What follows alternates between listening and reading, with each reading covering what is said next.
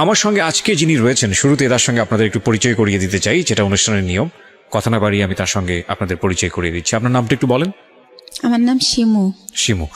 শিমু, বয়স কত আপনার? আমার বয়স 35। 35 বছর বয়স। আপনি আমার এই অনুষ্ঠান অনেক দিন যাবৎ শুনছেন, প্রায় 5-6 বছর যাবৎ শুনছেন নিয়মিত। যখন একেবারে প্রথম দিকে শুনতেন তখন কি ভাবতেন যে এই অনুষ্ঠানে একদিন আপনি অতিথি হবেন? না, এটা ভাবতাম না, শুনতে ভালো লাগতো তাই শুনতাম। রাইট। এবং মজার কিছু ঘটনা আছে ওনার অনুষ্ঠান শোনার, যেটা আমি অনুষ্ঠান শুরুর আগে ওনার কাছ থেকে শুনছিলাম। যাই হোক, সেটা আমি আপনাদের সঙ্গে শেয়ার না করে ওনাকে বরং ফ্লোর দিতে চাই। আমি আপনাকে বলবো যে একেবারে আরামসে গল্প করবেন আপনি, একেবারে নিজের বাড়িতে যেভাবে মানুষ গল্প করে, নিজের জীবনের ঘটনাগুলো বলে, দিল খুলে মন খুলে কথাগুলো বলবেন, ঠিক আছে? জি, শুরু করুন আপনি, ছোটবেলা থেকে যেখান থেকে মনে পড়ে। আমার ফ্যামিলিতে হচ্ছে আমরা 4 ভাই 4 বোন। আমার আব্বু হচ্ছে বিজনেস করতো। জন্ম জেলা কোথায় আপনার? আমার জন্ম জেলা পিরোজপুর জেলা, মঠবাড়িয়া থানা। আচ্ছা আচ্ছা, ওকে। বাবা বিজনেস করতো ছোটবেলাতে, দেখেছেন আপনি। কয় ভাই বোন আপনারা? আমরা 8 ভাই বোন। আপনার পজিশন? আমার বড় হচ্ছে 2 ভাই 1 বোন। বড় 2 ভাই 1 বোন, আপনি 4 নাম্বার? জি, আমি 4 নাম্বার। আচ্ছা, বলেন। তো ছোটবেলা যেটা দেখতাম যে আব্বু বিজনেসের কারণে খুব একটা বাড়িতে থাকতো না, দেশের বাইরে বাইরে, মানে বাংলাদেশের মধ্যেই জেলায় জেলায় বলতে গেলে, বিশেষ করে একটুখানি ওনার বিজনেসটা বলি। ওই যে কাঠের বিজনেস ছিল, বড় বড় গাছ কেটে মানুষ দিয়ে কাটে আর কি, ওইগুলা টলার ভরে 4-5টা টলার 300 মণি 400 মণি ওইটা ঢাকায় নিয়ে আসা হতো। আচ্ছা। ঢাকায় আসা কাঠপট্টিতে ওটা দিত। আবার যাওয়ার সময় দেখা যেত মুন্সিগঞ্জ থেকে মিষ্টি কুমড়ার সময় মিষ্টি কুমড়া, গোল আলুর সময় গোল আলু, এগুলো আবার নিয়ে যেত আমাদের এলাকায় মঠবাড়িয়াতে। ওকে। এইটাই ওনার বিজনেস ছিল। তো খুব বেশি বাবাকে কাছে পেতাম না, তো যতটুকু পেতাম বাবা খুব ভালোবাসতো আমাকে। কিন্তু আমি জানি না কেন আমার মাঝে মাঝে মনে হতো যে আমি মনে হয় আমার আম্মুর মেয়ে না। আমার আম্মু আমি স্কুলে যাই সেটা চাইতো না। আমি সকালবেলা মাদ্রাসায় যেতাম পড়তে, আমার খুব ভালো লাগতো। আমার আম্মু সেটাও পছন্দ করতো না। কিন্তু আমার বড় যে ভাই বোন ছিল তারা ঠিকই স্কুলে যেত, পড়াশোনা করতো, তাদের জন্য বাসায় টিচার রেখে দেওয়া হতো। কিন্তু আমার বেলা সেটা হতো না। তো তারপরে আমি কিছু অফ করিনি, আমি সে মাদ্রাসায় যেতাম, আরবি পড়তাম, নামাজ পড়তাম। আমি 7 বছর বয়সের কথা বলতেছি, তখনই আমি নামাজ পড়ি। তারপরে পড়াশোনা করি। আমাদের বাড়িটা একটু বলি, আমার বাড়িটাকে সবাই বলে বড় বাড়ি, মানে খুব বংশীয় একটা পরিবার আমাদের। আমার এক দাদা ছিলেন কারিয়ানা পাস, সেজন্য সবাই বলতো কারি সাহেব ওনাকে, উনি চাচাতো দাদা। আর সে কারণেই আমাদের বাড়িতে একটা মসজিদ আছে। এই যে চ্যানেল আইতে রোজার সময় যে মসজিদের কারুকার্য দেখায়, সেখানে আমাদের মসজিদটা সারা বাংলাদেশের মধ্যে নাকি বিশ্বের মধ্যে, আমার এটা মনে নেই, পেপার আসছিল 10 নম্বর স্থান। এটা কি আপনাদের পারিবারিক মসজিদ? পারিবারিক মসজিদ, ছোট্ট একটা মসজিদ, বাট তার কারুকার্য আনকমন, অনেক আগের। সে কারণে এটা এভাবে হাইলাইট দেখানো হয়েছে। জি। তারপরে প্রাইমারি স্কুল আমাদের বাড়ির উপরেই। তো ওই স্কুলে আবার টিচার আমার ফুফুরাই, এরকম গভর্নমেন্ট স্কুল এটা। তো স্কুলে দেখা যেত আমি খুবই একটু মানে ছেলেদের মতো আমার চলাফেরাটা ছিল। যেমন অনেক টিফিনের সময় সবাই খাবার খেত, আমি কোন গাছে আমলকি হয়েছে, কোন গাছে এটা সেটা ফল পেরে আনতাম। তো এই জন্য স্যারদের খুব বকাও খাইতাম সব সময়। জি। তো যাই হোক, এভাবে কাটে। তো ওই যে বললাম বাবাকে খুব কম পাই। তো একটা কথা মনে পড়ে বাবার, যে সে যখন যাইতো বাড়িতে ঢাকার থেকে, তো ওই কাপড়ের খুঁতি বলতো তখন, টাকা নেওয়ার জন্য আর কি, ওইটা ভরে টাকা নিয়ে যেত। আচ্ছা। তো ওই টাকা আমাদের খাটের উপর ঢালতো, সবাই মিলে গুছাইতো আর কি। আচ্ছা। সাইজ করতো যে এটা এত নোট, এগুলো দেখতাম। তখন মনে হতো যে আমরা তো অনেক বড় লোক, আমার বাবার এত টাকা, কত টাকা হবে এটা তো বুঝতাম না, ছোট মানুষ আমি। আচ্ছা। তো এরকম। আর আমার বাবা বংশের বড় ছেলে, সেই সুবাদে তারে সবাই বড় মেয়া বলে ডাকে। আচ্ছা। তো সেই সুবাদে আমরাও খুবই সম্মান পাই, বাইরে বের হলে সবাই খুব স্নেহ করে যে বড় মেয়ের মেয়েটা। তো এরকম। তো এর মধ্যে মধ্যে আমি যখন ক্লাস 5-এ, তখন আমার বরাপুর বিয়ে হয়ে যায়।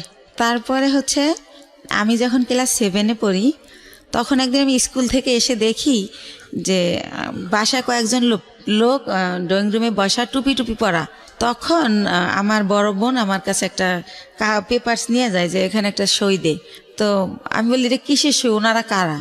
তো বলে সই দিতে বলছি, সই দে, তোরা তো কিছু জানি না, লাভ আছে। আমাকে তাদের সামনেও নেয়নি, ঘরেই আমার বোন কাগজটা নিয়ে যায়। তখন আমি সই দিই। কিছুদিন পরে আমি শুনি যে আমার বিয়ে হয়ে গেছে।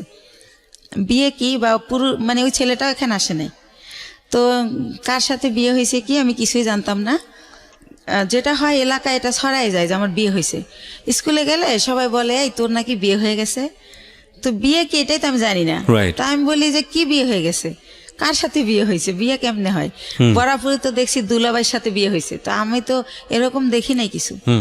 তো এভাবে বলি। তো একটা সময় আমি আমার আম্মুকে অনেক একটু রাগ করেই বলি যে আমার নাকি বিয়ে দিয়ে দিছো, সবাই বলে, এখন আমি আর স্কুলে যেতে পারি না, আমার লজ্জা করে, জিজ্ঞেস করে তোর জামাই কেমন এই সেই।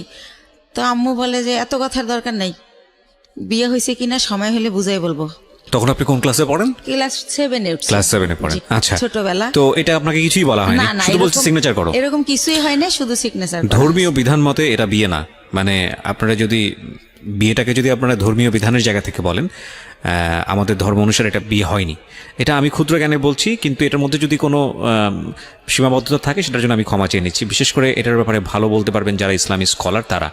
আর রিলিজিয়নের জায়গার বাইরে এসে যদি আমরা লিগ্যাল জায়গা থেকে বলি তাহলে এটা একটা মারাত্মক রকমের অন্যায়, এবং লিগ্যাল জায়গা থেকে তো এটা বিয়ে হওয়ার প্রশ্নই ওঠে না। তো সেই জায়গাটা থেকে মেয়েটা যদি ক্লেইম করে যে আমার সাথে এরকম আচরণ করা হয়েছে, তাহলে পরিবারের প্রত্যেকটা সদস্য ফেঁসে যাবেন, আইনগতভাবে ফেঁসে যাবেন। এবং এই কথাগুলো আমি এই কারণেই বলছি যে বাংলাদেশের এখনও এই ধরনের ঘটনা ঘটে। প্লিজ এইসব জায়গা থেকে সাবধান থাকবেন। জি বলুন। তারপরে আম্মু তো এটার আমার কোনো ব্যাখ্যা দিত না। তো যখন আমার আব্বুকে আমি জিজ্ঞেস করি যে আব্বু বউ সাজে, শাড়ি পরে, 2জন বর বউ থাকে, তারপরে বিয়ে হয়, তো আমার বলে বিয়ে হয়েছে, তো কই এগুলা তো কিছু করেন নাই। তখন আব্বু বলে যে নাবালক যদি হয় মেয়ে, সেই ক্ষেত্রে গার্জিয়ানরাই সব, তুমি তো নাবালক, সেজন্য তোমার এগুলো হয়নি, বড় হও তখন এরকম ভাবে আবার অনুষ্ঠান করবো আমরা। তো এতটুকুই জানা হয়।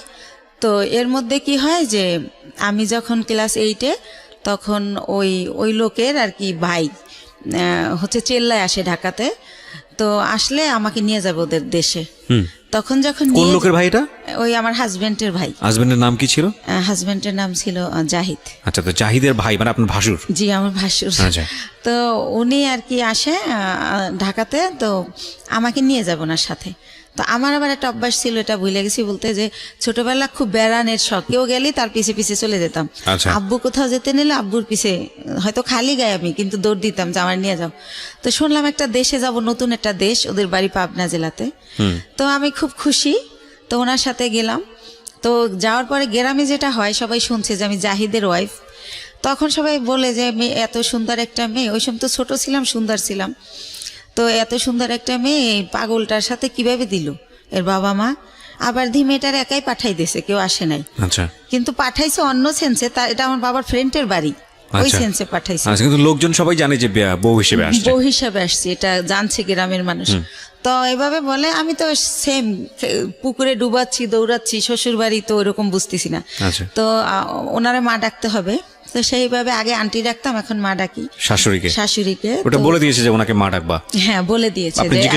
আমার আম্মু বইলা দিয়েছে ঢাকা থেকে, তুমি আগে যখন আসতো তোমার আঙ্কেলের ওয়াইফ আন্টি বলতা, আঙ্কেল বলতা, এখন বাবা আর মা বলবা। তো আপনি জিজ্ঞেস করেননি বাবা মা কেন বলবো? ওই যে বিয়ে হয়েছে তার ছেলের সাথে। না, কিন্তু সেটা তো আপনি তখনও জানেন না। জানি বলতে সে তো মুখে বলতো যে বিয়ে হয়েছে। ও আচ্ছা আচ্ছা, আপনিও প্রশ্ন করেননি যে ঠিক আছে বিয়ে মানে বিয়ে? ওকে, তো আমি আসলে ভাইয়া জানতেন না, বুঝতেন না। জি, রাইট। তো তারপরে হচ্ছে আমি আমার শাশুড়িকে জিজ্ঞেস করি যে মা, সবাই যে বলে যে পাগলের কাছে বিয়ে দিছে, পাগলকে? তো বলে আরে ও হচ্ছে জাহিদের কথা বলে। তো আমি বলছি ওনারা সবাই পাগল বলে কেন?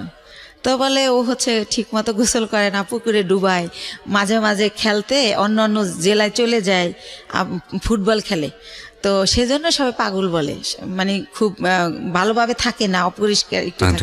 তো এইভাবে আমাকে যেটা বুঝালো, তো এইভাবে বুঝলাম, কয়েকদিন বেড়ালাম, তারপর আবার আমার আব্বু যাই নিয়ে আসলো আমাকে। তখনও জাহিদের সঙ্গে আপনার দেখা হয়নি? না, দেখা হয়নি, ওনাকে আমি দেখিনি। তো আমি জানি না উনি কই, বা আমার ওই তো কিউরিসিটিও নাই। এক্স্যাক্টলি। তো আমি আবার ঢাকায় চলে আসলাম। আসার পরে আমার ওই যে মাথার মধ্যে ঢুকছে গ্রামে যে একটা পাগলের কাছে আমার বিয়ে দিছে, ওইটা আমার মাথার থেকে আর সরতেছে না।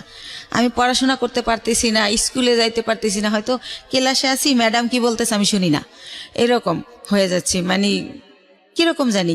তো তখন এরকম হওয়াতে আমার আম্মু আব্বুকে বললো যে ইয়ে হয়েছে, ওদেরকে একটা বাসা টাসা ভাড়া নিয়ে আলাদা করে দাও, তোমার মেয়ে শুধু প্রশ্ন করে, পড়ালেখা করতে চায় না। আমার নাকি আমার আম্মুর নাকি ক্লাস 5-এ বিয়ে হয়েছিল, আমার আব্বু বড় টড়ো করে তারে সংসার করছে। তো আমার আম্মু বলতেছে আমারও তো ক্লাস 5-এ বিয়ে হয়েছে, কই আমি তো তোর মতো করিনি, তুই তো আমার চেয়ে বড়, তুই তো 7-এ পড়িস। তো এরকম আমার ব্যাপারগুলো কেমন জানি লাগে, আমি কি করব বুঝতে পারি না, কার সাথে শেয়ার করব তাও বুঝতে পারি না। তো একটা সময় কি করে আমার আম্মু যে হাজবেন্ড বুঝানোর জন্য নাকি আমি জানি না, আমার একটা বাসা ভাড়া করে দেয়। এখন আমি ক্লাস 8-এ বাসা ভাড়া করে ফার্নিচার দিয়ে ওনার সাথে আমারে দেয়, উনি আনে। এই প্রথম ওনাকে আমি দেখি, একটা অনুষ্ঠানও করে ঘরোয়াভাবে নিজেদের আত্মীয় স্বজনের করে, ওই বাসাটা আমারে দেয়। মৌলবী পড়ে যে মৌলবী এনে যে কবুল বলতে হয় সেটা করিয়েছে আপনাকে? না।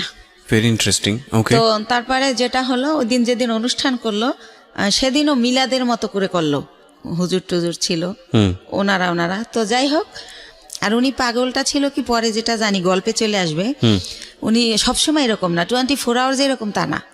তো উনি সকালে, আমি তো আম্মু বলছে সকালে রান্না করতে, তো রান্না করতে পারি না, তাও ডাল চাল মিলে একটু খিচুড়ির মতো করলাম।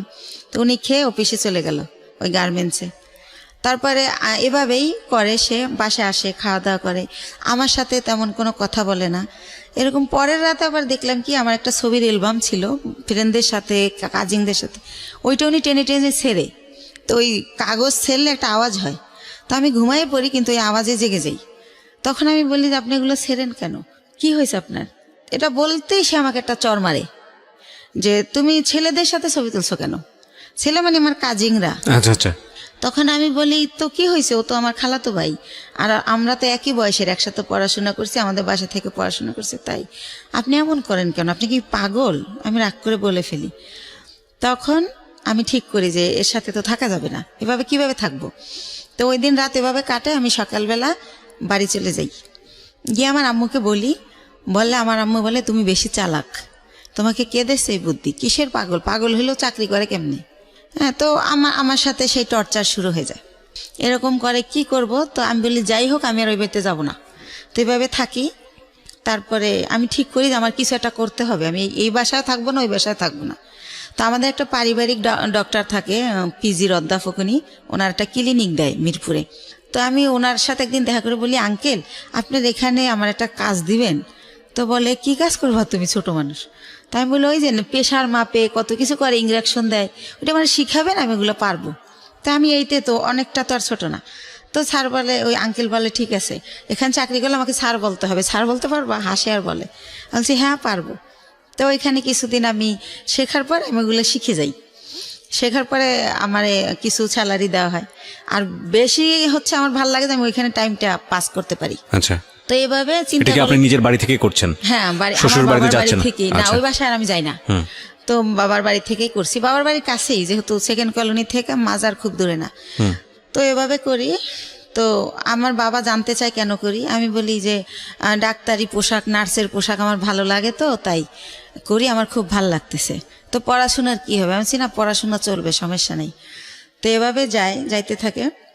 তো ওই লোকটা একেবারে অসুস্থ হয়ে পড়ে একটা সময়, মানে জাহিদ। আচ্ছা, আপনার হাজবেন্ড? হ্যাঁ, অসুস্থ হয়ে পড়লে ওনাকে অনেক জায়গায় ডাক্তার দেখানোর পর লাস্টে ওই ক্লিনিকেই ভর্তি করে। আঙ্কেলের ভর্তি করলে জিজ্ঞাসা করে আঙ্কেল যেটা কে, তখন বলে যে আমার হাজবেন্ড, মানে যার অধীনে আপনি চাকরি করছেন? জি জি। ওকে। তো আঙ্কেলের ক্লিনিক, আঙ্কেল ওটার মালিক আর কি। তো বলে যে ওর হাজবেন্ড। তো আঙ্কেল অবাক হয়ে যায় যে ওর আবার বিয়ে হলো কবে, আমি জানলাম না, আর এতটুকু মেয়ে বিয়ে দিয়ে দিয়েছেন, কি করছেন, এই সেই আম্মুকে অনেক প্রশ্ন করে। তো তারপরে বলতেছে উনি আবার আমার চেয়ে তো অনেক সিনিয়র, 12-14 বছরের বড়, জাহিদ। জি। তো এই জায়গাটায় হচ্ছে আঙ্কেল আমার বাবা মাকে অনেক রাগই করে, যেহেতু পারিবারিক ডক্টর, সেভাবে একটা তাদের ভালো রিলেশন। তখন আমাকে সেই বলে যে তুমি হচ্ছে পরীক্ষা দিবা, স্কুল করতে হবে না, তুমি কাজ শেখো, তোমার ভবিষ্যৎ তুমি করো, এর কন্ডিশন ভালো না, কোন সময় কি হয়ে যায় বলা যায় না, স্যার আমাকে বলে। তখন আমি স্যার ডাকা শুরু করি যখন আমি ওখানে জব শুরু করি। তো তারপরে যেটা হয় যে আমার আব্বু ওনাকে ভারতে নিয়ে যায় ট্রিটমেন্টের জন্য, যেহেতু আমাকে বিয়ে দিয়ে ফেলছে। আর আমাদের ফ্যামিলিতে 2 বিয়েটা অ্যালাউ করা হয় না, বা ডিভোর্স এটা অ্যালাউ করতে পারে না। ওই যে বললাম আমার দাদা কারিয়ানা পাস। তো ওইখানে গেলে ওনার ধরা পড়ে যে ওনার বুকের একটা হাড় ভাঙা, ওনার এই মাথার কিছু রক, ছোট ছোট রক ড্যামেজ। তো এইভাবে অনেক কিছুই ধরা পড়ে যায় বাবার কাছে।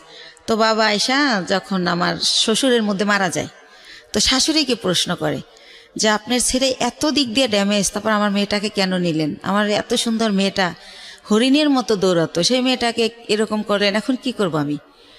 আর ওখানে ডক্টর বলেই দিয়েছে যে এ সম্পূর্ণ সুস্থ হবে না, কিছুদিন ভালো থাকবে, আবার এটা হবেই, এটা সম্পূর্ণ সুস্থ হওয়ার মতো না। আচ্ছা। তো এভাবে নিয়ে আসে।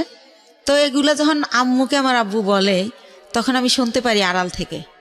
তখন আমি ঠিক করি যে না, আমার নিজের পায়ে নিজে দাঁড়াতে হবে। তো এর মধ্যে ওইখান থেকে আসার পর উনি অনেকটা ভালো হয়। ভালো হলে আবার আমার এক ভাইয়া, পরিচিত ভাইয়া, ওনার বাড়ি উজিরপুর, উনি একটা গার্মেন্টসে জব করে। তো ওইখানে ওই জাহিদা আমি দুইজনই চাকরি নেই। তো এতে মধ্যে আমি ক্লাস 9-এ উঠি। তো আমি চাকরি নেই কোয়ালিটি হিসাবে। তো আল্লাহ রহমতে আমার হয়তো আর্ট নলেজ একটু ভালো। আমি অনেক 3 মাসের মধ্যে আমি যখন ঢুকি আমার 8,000 টাকা স্যালারি ধরে। 3 মাস পরে আমার স্যালারি 15,000 হয়ে যায়। আমার একটা লাইনের দায়িত্ব দিয়ে দেয়, লাইন শিপ বলে ওটাকে। তো এভাবে ও জব করে, আমিও জব করতে থাকি। তো ভালো এরকম। তো ওই মালিক ওইখানে আবার 3 বাইরের গার্মেন্টস। তো 3 ছাড়ই হচ্ছে আমারে এত ভালো জানে যে এক স্যার যখন আসবে না, অন্য স্যার কি করে আমি জানি বলি, এভাবে আমাকে করে আর কি, যে তুমি আমাদেরকে বলবা। তো এভাবে স্যাররা আমারে এক্সট্রা কিছু টাকা দেয়, এমনিতে আমি চাই না, দেয়। আর আমি খুব কর্মঠ, খুব মন দিয়ে কাজ করি, এটা তাদের চোখে পড়ে। বা ডে বাই ডে আমি এত ইমপ্রুভ করি যে যারা 3 বছর চাকরি করে এত উন্নতি করে নাই। তো এভাবে স্যাররা খুবই ভালোবাসে আমাকে। তো এর মধ্যেই হচ্ছে আমার বেতন মোটামুটি 20,000-এর উপরে হয়ে যায়, এই এক্সট্রা টাকা টোকা নিয়ে, ওভার টাইম নিয়ে। এর মধ্যে ওই লোকটা আবার অসুস্থ হয়ে যায়, এমন অসুস্থ যে একদম হলুদ হয়ে যায়, একদম খারাপ অবস্থা হয়ে যায়। তো তখন আমার বাড়িতে নিয়ে যায়, ওই মিরপুরে নিয়ে আমার মা বোনেরা লতা পাতা জন্ডিস হিসাবে রস করে খাওয়ানো, ডাক্তার দেখানো, এগুলো করতে থাকে। এর মধ্যে ওই লোকের 3 মাস পর্যন্ত আমার কারণে মালিকে বেতন দেয় এমনি। আচ্ছা। যেহেতু আমারে ভালো জানে তারা মেয়ের মতো, সে কারণে বেতন দেয়। ওই লোককে মানে আপনার হাজবেন্ড? আমার হাজবেন্ড একই গার্মেন্টসে কাজ করতো? জি, একই গার্মেন্টসে কাজ করি। ওকে। এই যে আরো কিছু ওনার কিছু সিমটম ছিল। রাতের বেলা হঠাৎ করে মানে আমি ঘুমের মধ্যে দেখতাম কি সে মানে ভৌতিকভাবে আমার দিকে তাকায় আছে। ঘুমের থেকে উঠে মানে ওনার দাঁতগুলো খুব বড় বড় ছিল, আর ওনার হচ্ছে উনি অনেক চেকন ছিল, অনেক লম্বা ছিল। তো উনি যখন খালি গায়ে এরকম করতো মনে হতো ভূত। তো আমি খুব ভয় পেতাম।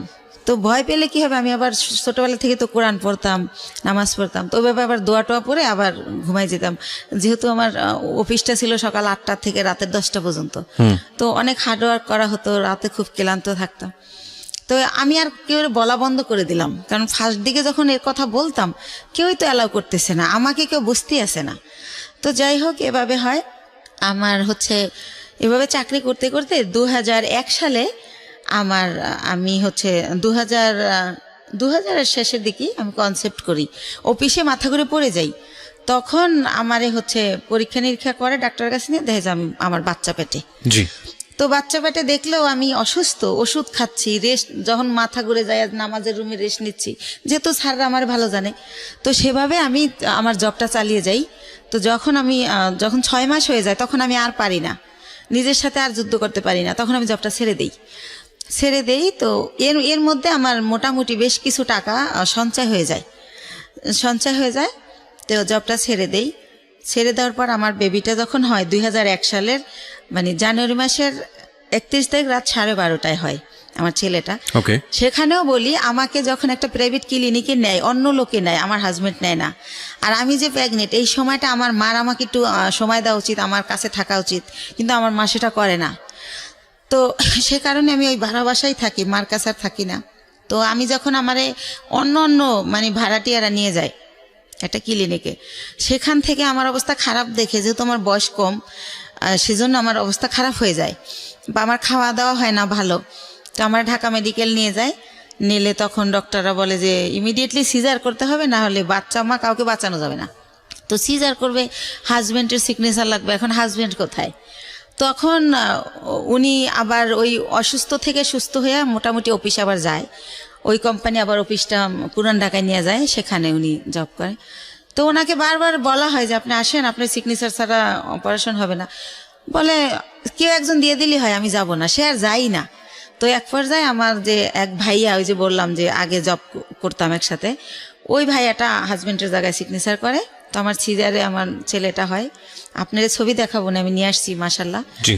তো আমার ছেলেটা ডক্টর হচ্ছে এভাবে পা ধরে ঝুলায় বেডে গিয়া, যখন আমার বেডে দেওয়া হয়, আমার যখন সেন্স ফেরে, তখন বলে যে আপনার ছেলেটা অনেক মেধাবী হবে, আমি এত বছর এই জবে আছি, এরকম খুবই কিউট, খুবই স্বাস্থ্যসম্মত হয় বেবিটা, তো ওরে ডাক্তারি পড়াবেন, আমার রিকোয়েস্ট রইল, এভাবে বলে কথা বলতে বলতে। তো হসপিটালে আমি 10 দিন থাকি।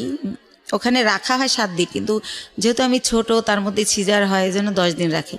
তো এর মধ্যে কি হয়, আমার মা যেদিন আমার সিজার হয় তার পরের দিন আমার মার বাসার একটা কাজের মেয়েকে পাঠিয়ে দেয়, কিন্তু আমার মা যায় না। তো কাজের মেয়েকে জিজ্ঞেস করি, লাখি আম্মু আসলো না? বলে যে তার শরীর ভালো না, জ্বর।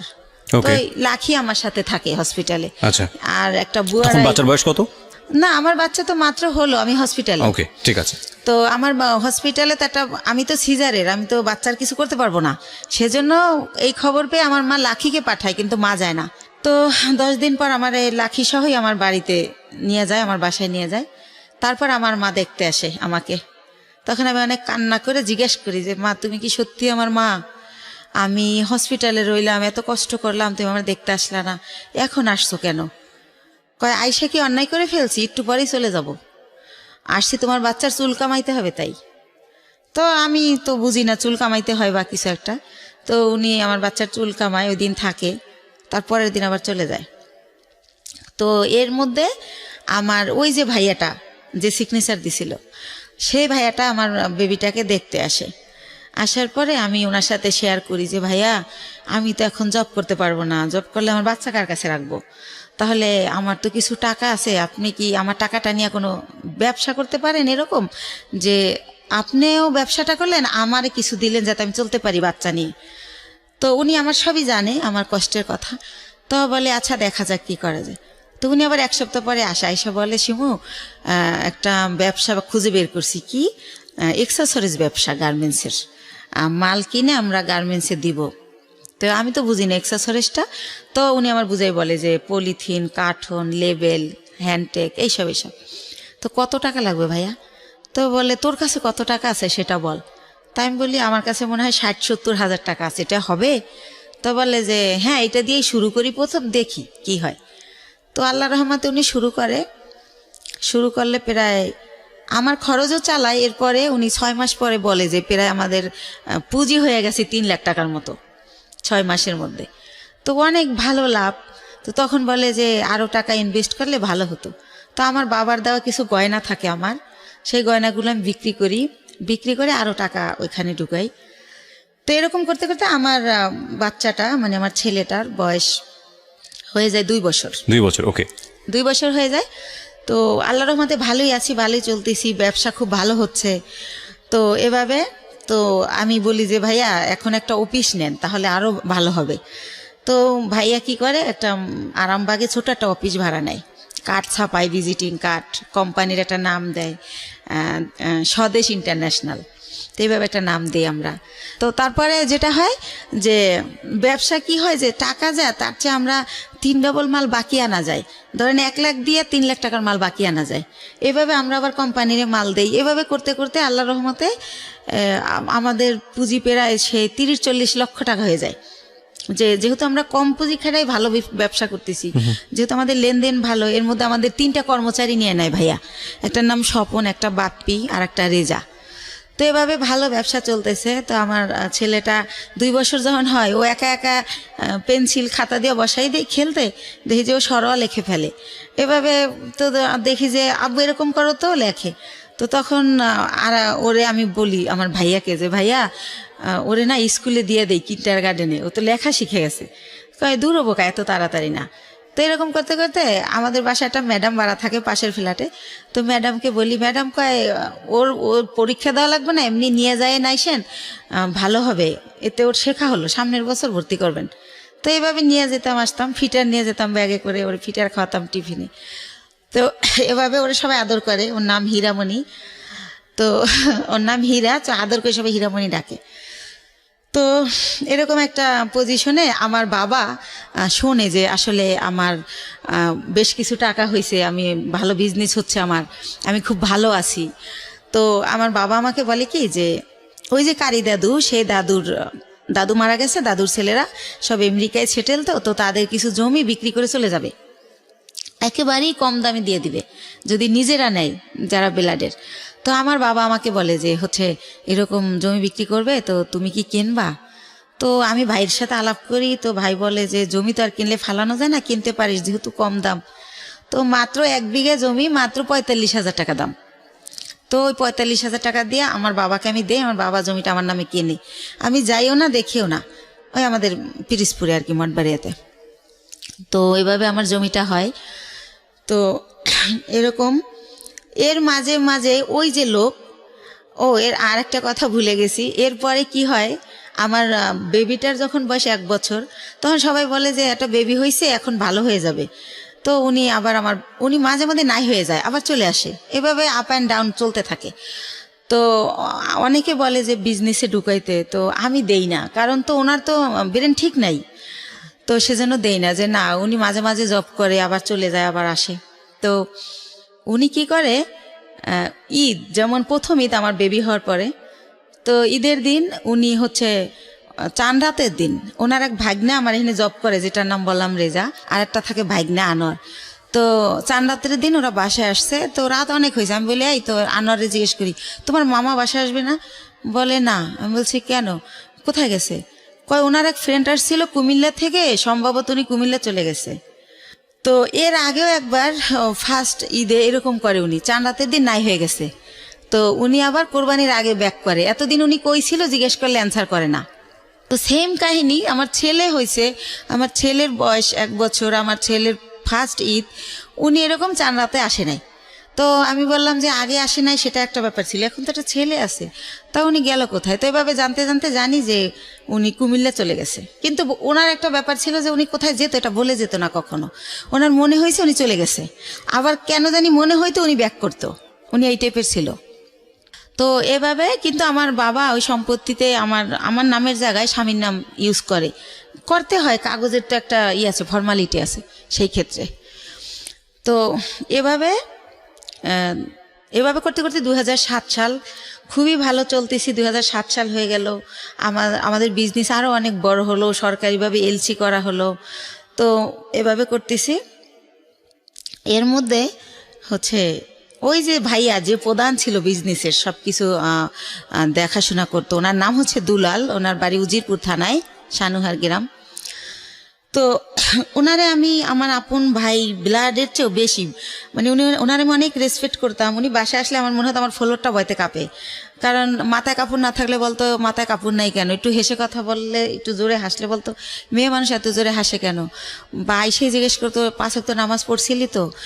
খুব শাসন করতো, ইসলামিক মাইন্ডেড ছিল, চারিত্রিক বৈশিষ্ট্য খুব ভালো ছিল। তো ওনারা অনেক রেসপেক্ট করতাম।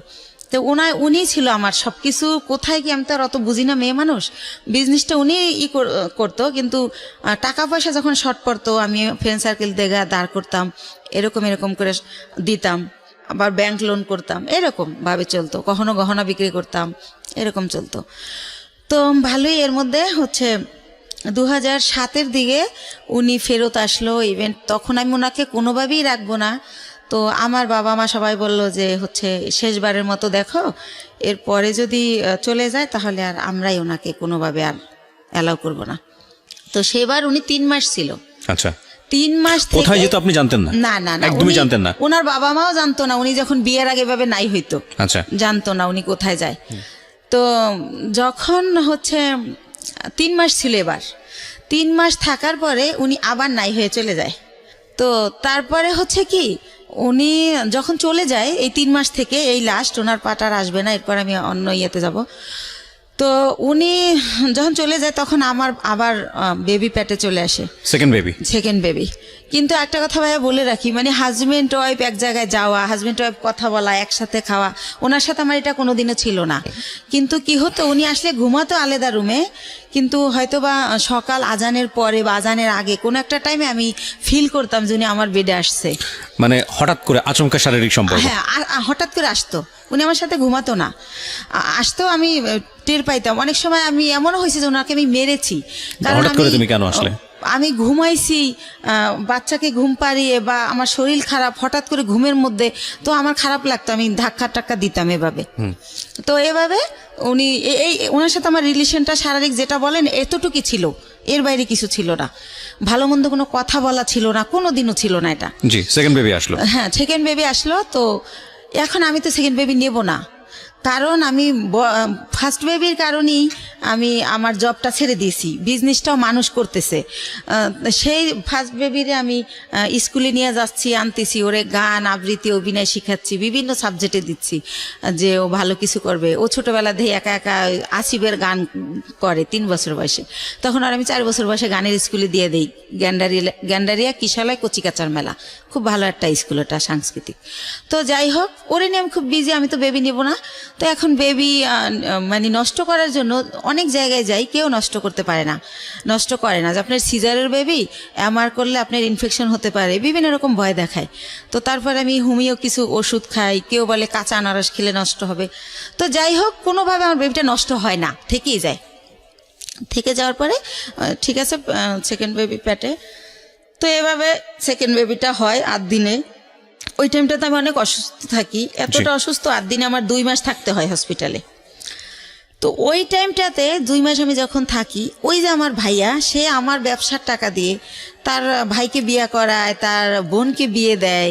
এরকম করতে করতে আমি, আমার কর্মচারী যারা, তারা আমাকে জানায় যে ম্যাডাম, আপনার কিন্তু ঘরের ইন্দুরে বান কাটতেছে, আপনি কিন্তু শেষ হয়ে যাচ্ছে সব, টেরও পান না আপনি। তো আমি বুঝি না, ইনডাইরেক্টলি বলা এত কথা আমি বুঝি না। এই ভাইটা কে ছিল আপনার?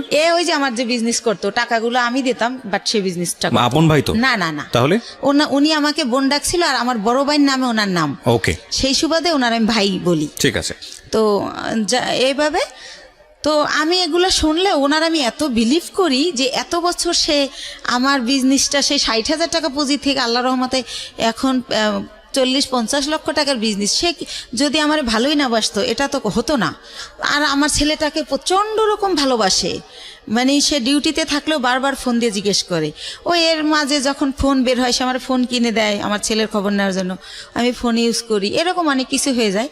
তো যাই হোক, একটা সময় কি হয় যে 2011 সালের দিকে সে আমার শুধু বলতে থাকে আমার বিজনেসে লস, সিগনেট তোমার টাকা মেরে দিছে, অমুক জায়গায় এত লাখ টাকা, অমুক জায়গায় 7 লাখ, 3 লাখ, এগুলো বলে। আমি যে ফ্ল্যাট ভাড়া দিব, সে আমার ভাড়াও ঠিক মতো দিতে পারতেছে না। আচ্ছা, এর কারণ হচ্ছে যে সে টাকাগুলো অন্যদিকে খরচ করতেছে। এর মধ্যে আমি বাপ্পির কাছে জানতে পারি সে গুলশান বনানীতে একটা ফ্ল্যাট কিনে ফেলে। আমার যত টাকা থাকে ওটা দিয়ে উনি ফ্ল্যাট কিনে ফেলার কারণে আমার ব্যবসার পুঁজি শেষ হয়ে যায়, কিন্তু উনি আমার সেটা বলে না। তো এর মধ্যে বাপ্পি যখন বলে, ওনার আমি যখন জিজ্ঞেস করি যে ভাই, ওনার আমি ভাই বলেই ডাকতাম, আর উনি আমার ভাই ভাইকেই কথা বলতো। তো ভাই, একটা সত্যি কথা বলবেন, একজনকে শুনলাম আপনি নাকি আমাদের জন্য একটা ফ্ল্যাট কিনছেন। আমি আমাদের জন্য বলি, আমি উনি কিনছে ওটা বলি না, আমাদের জন্য একটা ফ্ল্যাট কিনছেন।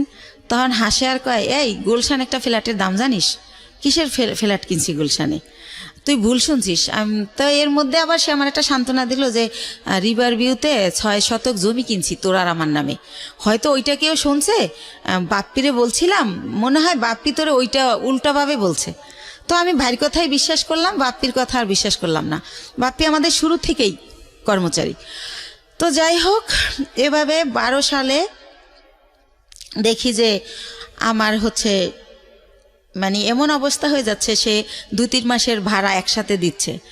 তারপরে সে হঠাৎ করে বলল যে আমি একটু দেশে যাব, আমার বাড়িতে একটু কাজ আছে, জমি জমার ব্যাপারে, আমি 2 দিনের পর চলে আসব। সে বাড়ি গিয়ে 22 দিন হয়ে গেছে যখন সে আসে না। আর আমি ফোন দিলি বলে এই তো ভাই কাইলে আসবো, পরশু আসবো, এরকম করে। এদিকে কর্মচারীরা বলে যে যাদের থেকে আমরা মাল বাকি আনি ওরা টাকার জন্য তাগেদা দিচ্ছে, আবার আমরা যেখানে টাকা পাবো সেখানে ওরা গেলে টাকা দিচ্ছে না, যে টাকা তো দেবো দুলালের কাছে।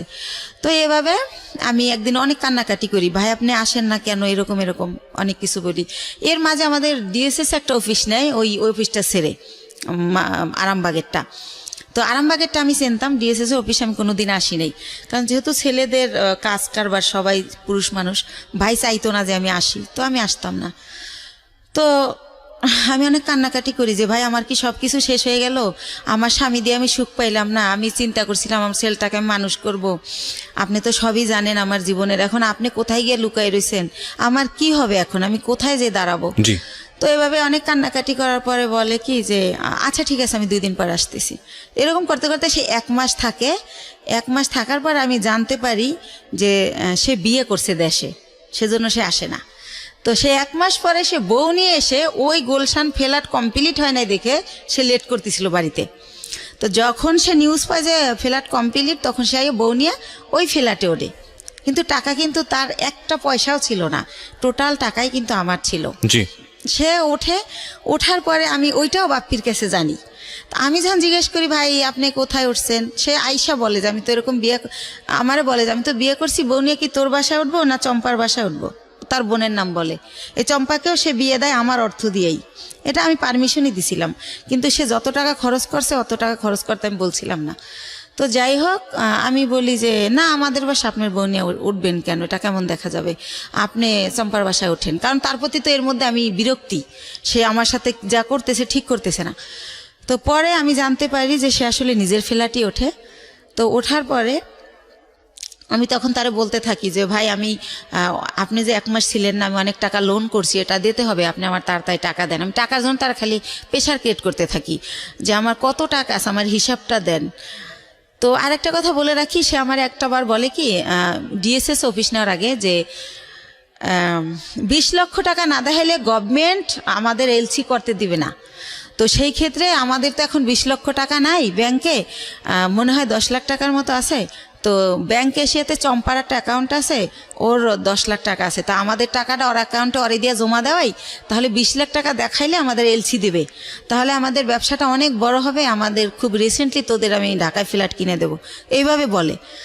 তো বলার পরে আমি আমার নামে থাকে ওই যে 10 লাখ টাকা থাকে ওটা আমার নামে থাকে। তো ওইটা আমি উঠাই দিলে ওইটা উনি চম্পার অ্যাকাউন্টে দেয়, উনিও হয়তো শুনবে এটা। তো দেওয়ার পরে দেখেন আমার টাকাটা চম্পার হয়ে গেল। তো সেভাবে এক এক করে আমার সব কিছু এরা দখল করে নিছে। তো এর মধ্যে আমার ছেলেটা তো মাশাআল্লাহ বড় হয়। তো এর আগে আরেকটা কথা ফেলাই যায়, 2009 সালে আমার ছেলে একটা মুক্তিযুদ্ধের গানের উপর নাচ করে বৈশাখী টিভিতে, ওইটা দেখার পরে ওরে অনেক চ্যানেল থেকে ডাকে।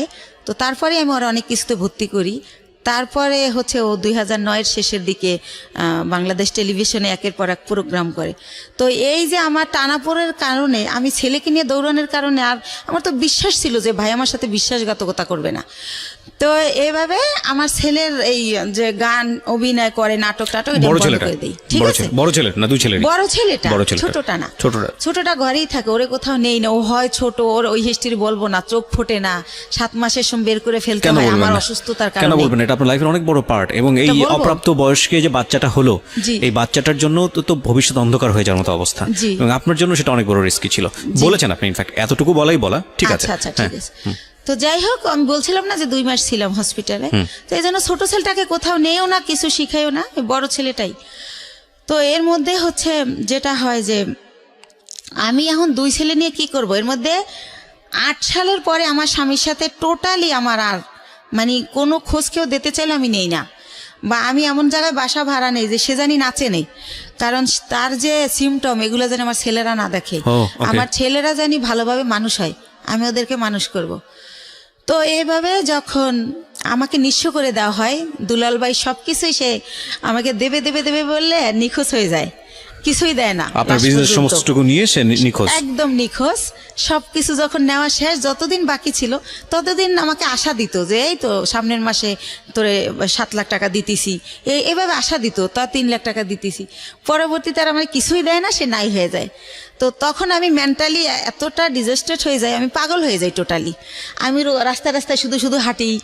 আমি সেই গ্যান্ডারের থেকে বুদ্ধিজীবী শহীদ মিনার যে 34 মাস দুপুরবেলা রৌদ্রে আকাশের দিক তাকায় কান্না করি আর আল্লাহর সাথে কথা বলি, আকাশের সাথে কথা বলি যে আল্লাহ তুমি বিচার করো, আল্লাহ আমার অপরাধটা কি, আমার বাবা মামার দিকে তাকাইলো না, আমি অনেক কষ্ট করে একটা বিজনেস করলাম, একজনের বিশ্বাস করলাম, সে এটা করলো, আমার স্বামী এটা করলো, আমার অপরাধটা কি, মানে এটা আমি কারে জিজ্ঞেস করবো পাই না। তো আমি আকাশের কাছে জিজ্ঞেস করি, আকাশের দিক তাকাই তাকাই কান্না করি আর বলি।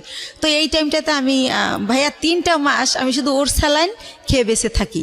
মানে যখন দেখি আমি আর পারি না তখন একটা স্যালাইন গোলাই আর খাই। আমার ব্যাগে সবসময় পানি থাকে 1/2 লিটার আর স্যালাইন থাকে 4-5টা। তো এভাবে আমি 3টা মাস আমার মনে আছে আমি ভাতের আহার গেলতে পারি না। আমার কি হলো, আমার কি হবে, আমি নিঃস্ব হয়ে গেলাম। দুলাল ভাইরে আর আমি খুঁজে পাই না কোনোভাবে, সে নাম্বার চেঞ্জ করে ফেলে। তো যাই হোক, তার বাড়ি ঠিকানা জানতাম, কিন্তু বাড়ি যাই আমি কি করব, কাকে বলবো, এটা সে তো বাড়িতে যায় নাই। তো যাই হোক, এভাবে গেল এই পাঠ। তো তখন আমার তো এই বাচ্চা দুইটাকে কিছু করে খাওয়াতে হবে ভাইয়া। তো তখন আমি আমার চিন্তা করলাম, আমি এর আগে ওই যে বড় জমিটা যে কিনলাম তার পরপরই আবার একটা ছোট জমি কিনি, 5 কাঠার জমি। এটাও আমার এক চাচার থেকে কেনা। তো আমি চিন্তা করলাম যে এই 5 কাঠা জমি বিক্রি করে আমি কিছু একটা করি। তো তখন ওই 5 কাঠা জমি আমি বিক্রি করব। এখন আমি যাকেই ঠিক করি, যেই আমাকে জমিটা কিনবে, যে জমিটা অ্যাডভান্স করতে যায়, তাকে আমার বোন থেরেট দেয়, বড় বোন, যে ওই জমি কিনলে তোর পা ভাঙা হাতও ভেঙে ফেলবো। লাস্ট পর্যন্ত আমার সৎ কাকা কিনবে, কালকে আমাকে 1 লাখ টাকা দিবে। আজ রাত 12টার সময় আমার কাকার নামে একটা মিথ্যা মামলা দিয়ে তাকে অ্যারেস্ট করানো হয়। তো এটা কেন করানো হয় আমি কোনোভাবে জানতে পারি না। তো একজনের কাছে জিজ্ঞেস করি, আমার বাবা মার কাছে জিজ্ঞেস করলে তারাও বলে না, তারা বলে আমরা জানি না। তো তখন শুনতে পারি যে জমি আমার বোন কিনবে, বাইরে বেচতে দেবে না সেজন্য। তো তখন আমি বাধ্য হয়ে আমার মাকে বলাই যে তাহলে বরাপারে বলো আমার জমিটা কিনতে। তো এর মধ্যে আমি শর্টকাট খুলে একটুখানি বলি, আমার বড় দুলাভাই বাংলাদেশের 20 জন ধনীর একজন, উনি বিশাল বড় লোক। তারপরে আমার ইমিডিয়েট যে ছোট, সে সৌদি আরবে বিজনেস করছে 25 বছরের মতো, সেও অনেক ভালো অবস্থায়। তো এরাও কিন্তু বড় লোক। তো আমার সেজো ভাইটাও মালয়েশিয়াতে ইঞ্জিনিয়ারিং পোস্টে গেছে, উনি সেও অনেক টাকার মালিক, আল্লাহর রহমতে অনেক ভালো পজিশন তার। অথচ এই যে আমি যখন তাদেরকে জানালাম যে এরকম দুলাল আমার সব মেরে পলাই গেছে, এখন আমার মৃত্যু ছাড়া উপায় নাই, আমার ঘরে ভাত নাই, আমার ঘর ভাড়া দেওয়ার মতো টাকা নাই, মানে এগুলো যখন প্রকাশ করলাম, তারা আমাকে খুব অপমানজনক কথাবার্তা বলল সবাই। মানে কোনোভাবে কেউ 5 টাকা দিয়েও আমাকে হেল্প করলো না। তো তারপর আমি ডিসিশন নিলাম জমি বিক্রি করার। এখন আমার বোন জমি কিনবে, কিন্তু সে কিন্তু আমাকে 5,000 টাকা দিয়ে হেল্প করলো না। তো যাই হোক, আমি বাধ্য হয়ে রাজি হলাম তাকে জমিটা দেওয়ার জন্য, মাকে দিয়ে বলালাম। তারপরে আমি গ্রামে গেলাম, তারপরে সে একজনকে দিয়ে জিজ্ঞেস করাইলো আমি জমির দাম কত চাই। তা আমার মা আমার শিখিয়ে দিল, তুমি বললো যে আপা তোমার যা ইচ্ছা তাই দিও, তাহলে তুমি বেশি পাবা, দাম টাম চাইও না। তো আমার মার কথাই আমি আমার বোনকে বলি, ওই যাকে দিয়ে বলায় তাকে বলি। তো পরের দিন আমাকে রেজিস্ট্রি করতে নিয়ে যায়, আমাকে কিন্তু 1 টাকাও দেয় নাই, বা কতটুকু জমি বা কত দাম কিছুই বলে নাই। তো ম্যাজিস্ট্রেট যখন জিজ্ঞেস করে আমি বলি যে হ্যাঁ টাকা বুঝে পাইছি। তো উনি আসার পর আমাকে মাত্র 1 লক্ষ টাকা দেয়, দিয়ে বলে যে তোর জমির দাম হচ্ছে 2,35,000, তো আর 1,35,000 টাকা আমি 15 দিন পরে দেব। তো আমি 1 লাখ টাকা নিয়ে ঢাকায় চলে আসি। কিন্তু ওই যে দুলাল আমার টাকা দেয় না, আমি বাসা ভাড়া ছিলাম, ওই বাসা ভাড়া বেজে যায়, তারপরে ঋণ করে খাই ফ্রেন্ডদের কাছ থেকে, ছেলের খরচ করি স্কুলের। তো এভাবে ওই টাকা ঋণ দিতেই চলে যায় 1 লাখ। তো তখন আমি ব্যবসা আবার কিভাবে করব? তখন আমি আবার আমার বোনকে বলি, বলতে বলতে আমার মা বলে যে তুমি বাড়িতে আসো। আবার যাই, তখন আমার বোন আবার আমাকে 1 লাখ টাকা দেয়, দিয়ে বলে যে এই 35,000 টাকা বাকি আছে, এইটা তুই চাবি না, ফোন করে কখনো বলবি না, আমার যখন হবে আমি তোরে ফোন করেই বলবো, তখন তোরে দিয়ে দেব। আচ্ছা ঠিক আছে। তো ভাইয়া, আল্লাহ যার উপরে নারাজ হয় তার হয়তো সব দিক দিয়েই হয়। তো তখন উনি 1 লাখ টাকা দেয়, ওই টাকাটাই না আমি ইন্ডিয়ার ব্যবসা শুরু করি।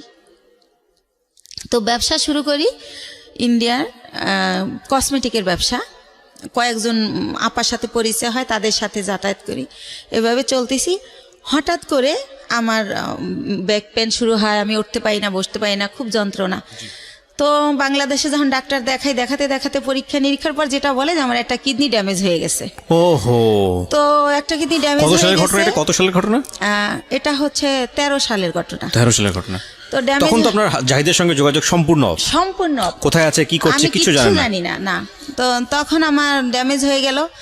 তো আমার আত্মীয় স্বজনকে আমি ব্যাপারটা জানাই, মানুষ দিয়ে জানাই, কিন্তু ভাইয়া কষ্টের কথা হলো আমার এক সৎ ফুফুর ক্যান্সার হয়েছিল, তাকে কেমো দেওয়ার জন্য আমার বোন প্রতি মাসে তার কেমোর খরচটা দিত।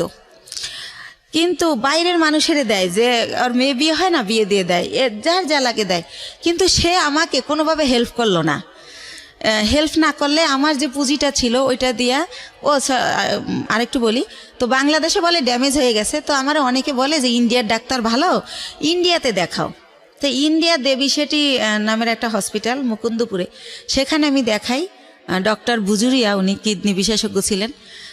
তো উনি পরীক্ষা নিরীক্ষার পর বলে যে আপনার কিডনি ড্যামেজ হয় নাই, এটা মিথ্যা রিপোর্ট, আপনার কিডনি ছোট হয়ে গেছে, একটা কিডনি একটু ছোট হয়ে গেছে, আপনি বেশ কিছুদিন অনাহারে ছিলেন, খাবার দাবার খাইতেন না, সেই জায়গার থেকে এটা হয়েছে।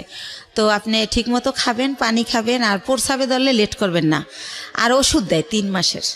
তো 3 মাস ওষুধ খাওয়ার পরে আল্লাহর রহমতে মাত্র 2টা আইটেম ওষুধ দেয়, কিন্তু আমি 3 মাস পর আল্লাহর রহমতে ভালো হয়ে যাই। তো ভালো হয়ে যাই, এরপরে ওই যে 1 লাখ টাকা বাকি থাকে আমার বোনের কাছে, সেই 1 লাখ টাকাও তো আইনে এই যে চিকিৎসার কারণে প্রায় শেষ। তো তখন আমি 35,000 টাকা পাই, ওইটা চাই। ওইটা চাইলে সে একেবারে না করে দেয়, সে বলে আমি টাকাই পাবো না। তখন আপনার কাছে দুটো সন্তান। হ্যাঁ, এবং আমার কাঁধে 2টা সন্তান। ইভেন্ট আমার মা চাইলেই আমারে চালাতে পারে, আমার মাকে আমার ভাইয়ারা টাকা দেয়, এবং সেও না করে দিয়েছে, সেও কোনোভাবে আমাকে হেল্প করে না। তারপরে সে সেই তো নিষেধ করছিল যে 35,000 টাকা চাবি না, আমি ইচ্ছা মতো দেব। অথচ আমি যখন 6 মাস পরে আমার চলতেছে না তখন চাই, তখন সে অস্বীকার করে। আর একটা কথা ভাইয়া, সে হচ্ছে বাইরে আমার এই জমিটা যারা কিনতে চাইছে তারা 5 লাখ টাকা দিতে চাইছে, 5 কাঠা 5 লাখ, কিন্তু আমার দিবে 2,35,000। তারপরও আবার এই 35,000 টাকা সে না স্বীকার জান। আমি বলি, আপা তুমি তো মিথ্যা বলো না, মনে হয় ভুলে গেছো, মনে নাই, একটু মনে করে দেখো। সে আমারে অখাদ্য ভাষায় গালাগালি করে, ওই টাকাটা আর দিলই না। তো এইভাবে যায়। আর একটা কথা ভাইয়া, সে তারা মনে হয় নাম কেনে, শববরাতের পরে টেরাক বইরা গ্রামে গ্রামে কাপড় লুঙ্গি সবাইকে দেয় প্রতি বছর। তো আমি হচ্ছে 2 বছর আগে, আমার ছেলে তো এবার দিল ইন্টার পরীক্ষা, তো ইন্টার যখন ও ফার্স্ট ইয়ারে ভর্তি করবো ওরে, তো ওই যে আমি অসুস্থ ছিলাম, আমার অনেক অভাব, তো তখন আমি ওরে বলি যে হচ্ছে আমার ছেলেরে ভর্তি করব কলেজে, ভর্তির তোরা হচ্ছে এমনি বলি ডাইরেক্ট যে তোরা তো সবাই জাকাত দেস, নাইলে তোদের জাকাতের টাকা থেকে আমার কিছু টাকা দে, আমার ছেলেটারে ভর্তি করি। তো আমার 1 ভাই আর 2 বোনরে বলি। তো তারপর তারা আমার যেটা জানায় যে হাদিসে আছে যারা বিলাট কালেকশনের এদেরকে জাকাত দিলে জাকাত কবুল হয় না। এটা আমার জানা মতে এটা একটা ভুল ইনফরমেশন। এটা তো ভুল, জি জি, এটা আমিও জানি এটা ভুল, কিন্তু তারা এটা বলে। যাই হোক, তারপরে আমি যেমনি হোক ছেলেকে ভর্তি করি। তো এভাবে আবার ভর্তি করার পর বই কেনা হয় না দেখে ছেলে কলেজে যায় না, ছোট বোনের বাসায় একটা অনুষ্ঠানে যায়, সেখানে আমার যে ইমিডিয়েট বোনটা ও আসে। তো ওরে বলে যে তুই কলেজ যাওয়া শুরু করছিস? কয় না, আম্মু তো এখন আমার বই কিনে দেয় না, এই জন্য যাই না, যাবো কয়েকদিন পরে। আম্মুর তো অনেক সমস্যা, কি যে করব, মনে হয় কি পড়াশোনার দরকার নেই, একটা জব নিয়ে নিই। তো আমি তো ছোট মানুষ, আমার জব দিব কে? আমার বোন উঠে বলে কি যে তোর মার এত সম্পদ আছে, তোদের কিসের অভাব, সম্পদ বেচা তোরা পড়ালেখা কর, তুই বড় হলে চাকরি করবি। এত সম্পদ নাই ভাইয়া, মাত্র ওই যে বলছিলাম আপনারা যে 1 বিঘা জমি কিনছিলাম 45,000 টাকায়, ওইটা এখন হয়তো 15-20 লাখ টাকা দাম উঠছে বাইরে, কিন্তু আত্মীয়রা কিনলে আবার দিব অর্ধেক দাম। তো এছাড়া আর নাই। তো এটা বলে আমার ছেলে খুবই কষ্ট পায়। তারপর আমার বাসায় এসে বলে যে আমরা যদি না খাই মারাও যাই, বা তুমি যদি বিনা চিকিৎসায় মারা যাও, রাস্তায় আমি ভিক্ষা করব, কিন্তু তোমার পরিবারের কাছে আর কিছু বইল না। তোমার বোন আমাকে এই কথা বলছে। আমার ছেলে অনেক কষ্ট পাইয়া বলে। তখন আমি বলি থাক, এগুলো মনে থাকবে, তুমি যদি কখনো বড় হও মনে রাখবা যে কে কি করছিল। তো এইভাবে গেল। তো আমার এই হচ্ছে আমার বোনদের অবস্থা। ইভেন্ট তারা কোরবানি দেয়, আমার বড় বোন। এটা সবার জানা উচিত যে আসলে এরকম হয় না কি বোন বা ভাই বা পরিবার। আমার বড় বোন যেহেতু আমার বাবার দেশে অনেক জমি তার কেনা, সে কারণে সে কিছুদিন থাকে বরিশাল, কিছুদিন থাকে ঢাকা, ঢাকায়ও তার বাড়ি। তো সে ঢাকায় একটা গরু কোরবানি দেয়, একটা দেয় হচ্ছে আমার বাবার বাড়িতে, একটা দেয় আমার গ্রামের এক কিনারে হচ্ছে একটা হাই স্কুলে বিলিয়ে দেয়। অথচ আমি আপন বোন, আমারই কিন্তু 2 কেজি গোশ দেয় না যে আমার বাচ্চারা কি খাবে। বা এই যে গ্রামে বইরা ট্রাক বইরা কাপড় দেয়, কোনো সময় বলে না 2000 টাকা দিলাম তোর 2 ছেলেরে 2টা শার্ট কিনে দিস, কখন এটা তারা করে না, এই হেল্পটু তারা করে না। আমার অনেক কষ্ট, তো এই জন্য তাদের কাছ থেকে আমি একেবারেই দূরে আছি, কথাবার্তা বলি না। আর একটা কথা বলি, 3 বছর আগে একবার ঈদে দেশে গেছি, তো লঞ্চ স্টিমারে আমরা আসি, তো ঈদের সময় খুব ভিড় থাকে, আর ওই সময় কেবিনে অনেক বেশি ভাড়া নেয়, তো একটু কমলে ভিড় আসবো। তা আমি শুনি আমার মা কাজের মেয়েকে বলে, আমার বাড়িতে সবাই কাজের মেয়েরা কাজ করে, আমার মা বোঝে নাই যে আমি পিছনে, কাজের মেয়েকে বলে একটু কষ্ট করে কর, কি করবি। আমি ভাবছি আসছে 2 দিনের জন্য, 15 দিন হয়ে গেছে এখনো যায় না, আল্লাহই জানে কবে যাবে। মানে আপনার মা এটা বলছে? আমার মা বলে আমি 2 ছেলেকে নিয়ে বেড়াতে গেছি সেজন্য, তো আমি যে ভিড়ের জন্য ছেলেকে নিয়ে রিক্স যদি লঞ্চ ডুবে যায় সেজন্য আসতেছি না। কিন্তু আমার মা কাজের মেয়েকে এই কথা বলে, আমি নিজের কানে শুনি। তো এইটা শোনার পরেই আমি বলি যে রওনা করি, যে আমি বাবা চলো আমরা এখন চলে যাব। তো আমার আব্বু বলে যে এখন তো লঞ্চের টাইমও না, স্টিমার টাইম নেই, কিসে যাবা? তো আমি বলি আমি বাসে যাবো। কয় বাসের টিকিট আগে কাটতে হয়। আমি কই হাইটা যাবো ঢাকা। তো যাই হোক আমার আব্বা আটকায় যে কাল সকালে যাও, তো পরের দিন আর কি ঢাকা চলে আসি। তো যাই হোক এইভাবে গেল। এখন যেটা আসি সেটা হচ্ছে আমি তো তারপরে কি করব, আমার ওইভাবে আমি কিছু এনজিও থেকে ওই যে লোন দেয় আর কি, ওই এনজিও থেকে আশা বেরাক, ওইখান থেকে এর মধ্যে আপনার হাজবেন্ডের সাথে কোনো যোগাযোগ নাই? একদম পুরো কোনো যোগাযোগ নেই। ওকে। বা সে যে তার যে বাচ্চা আছে তার খবরও সে নেয় না, কোনোভাবেই না। তো আমি লোন তুলে তো ব্যবসা শুরু করি, কসমেটিক্সের ব্যবসা ইন্ডিয়া থেকে আইনা দোকানে দোকানে দেই, কিছু লাভ থাকে, ভালোই থাকে, চলতে পারি বাচ্চাদের নিয়ে। তো এভাবে এই ব্যবসা করতে থাকি। তো একা একা মাসে একবার ছেলেকে নিয়ে যাই, একবার আমি একা যাই, যেহেতু ছেলে পড়াশোনা করে, ছেলের তো সবসময় নেওয়া যায় না। তো এভাবে চলতেছি ভাইয়া, লোন টোন তুলে ব্যবসা করতেছি। তো এর মাঝে আবার কি হয়, আমার অনেক আগে আমার পায়ে একটা প্রবলেম হয়েছিল, কেউ একজন আমাকে মেরে এই গিটটা লড়াই দিছিল পায়ের। তো তখন ভালো হয়ে গেছিলাম। তো সেটা হচ্ছে কে একজনকে আমি নামই বলি, ওই যে আমার ভাই, যখন আমি তার একটু গালাগালি করছিলাম যে আপনি আমার টাকা দিয়ে ফ্ল্যাট কিনছেন আর আমার এখন ভিক্ষা করতে হবে, আমার কিচ্ছু নাই, আমি বাচ্চাদের নিয়ে কোথায় দাঁড়াবো। তো তখন সে আমারে খুব বাজেভাবে বকে, তখন আমিও তারে একটু রাব বিহেভ করি, তখন সে আমারে মারে, আমারে চেহার দিয়ে বাড়ি দিতে নেয়। তখন আমি পড়ে যাই, পড়ে গেলে আমার পাও ধরে মোচড় দেয়, তখন আমার এই গিটটা সরে যায়। তো তখন আমি অনেক কান্না করি, আমার ছেলে খুব চিৎকার করে কান্না করে। আমার ছেলেকে আমি এত আদর করি, মানে কি বলবো, আর আমার ছেলে ওরকম। তখন বলে বাবা তোমার আম্মু নাটক করতেছে, অত ব্যথা পায় নাই। তখনও বলে না মামা আমার আম্মু সত্যি ব্যথা পাইছে, ও খুব কান্না করে। তারপর আমার সুমানা হসপিটালে নিয়ে গেলে ডক্টর জিজ্ঞাসা করে এটা কিভাবে হলো। তখন আমারে মাপ চায়, দূরে থেকে হাত দিয়া, যে বলিস না, মাপ চায়। তো তখন আমি কি বলবো, তখন আমি ব্যাপারটা না বলে তো ডক্টর বুঝবে না। তখন আমি বলি কি আমার হাজবেন্ড আমাকে এভাবে মারছে, আসলে তো হাজবেন্ড না, হাজবেন্ডের সাথে আমার যোগাযোগই নেই। তো এইভাবে ওই ব্যথাটা ভাইয়া হঠাৎ করে, যেহেতু ইন্ডিয়া যাতায়াত তো জানেন, অনেক ঘন্টা বাসে বসে থাকতে হয়, তো অনেক ঘন্টা বসে আবার আসতে হয়, সে কারণে কি না হঠাৎ করে আমার ওই বাম পাটা আবার প্রচণ্ড ব্যথা। তো আমার ছেলে আমাকে নিয়ে সরর দিতে গেল, ইয়াতে গেল, পঙ্গুতে গেল, তো তারা আবার রেফার করলো নিউরোলজি হসপিটালে। জি। তো নিউরোলজিতে আমাকে বললো এমআরআই করতে হবে। তো এমআরআই ওইখানে সরকারি এমআরআইতে ফি কম, কিন্তু 15 দিন পরে সিরিয়াল পরে। তো এই 15 দিন তো আমি সহ্য করতে পারবো না, আর আমি বেকার থাকলে আমার বাচ্চারা কি খাবে। তখন আমি বেসরকারি ইয়াতে পপুলারে যাই, ওই পপুলারে আমার থেকে 13,000 টাকা নেয় এই টেস্টটার জন্য। ওকে।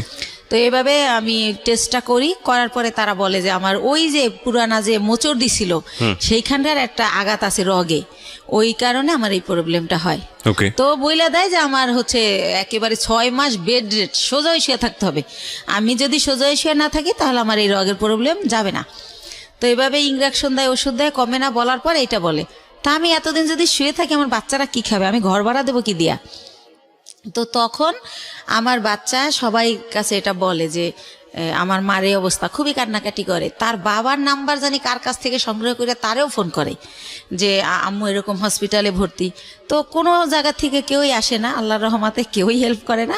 তো আমার পরিচিত যারা আর কি, যাদের সাথে একসাথে বিজনেস করতে যাই, ইন্ডিয়া যাই আসি, অনেকগুলো মহিলা, আমরা সবারই যার যার সংসারের প্রবলেম, তারা এটা করে থাকে।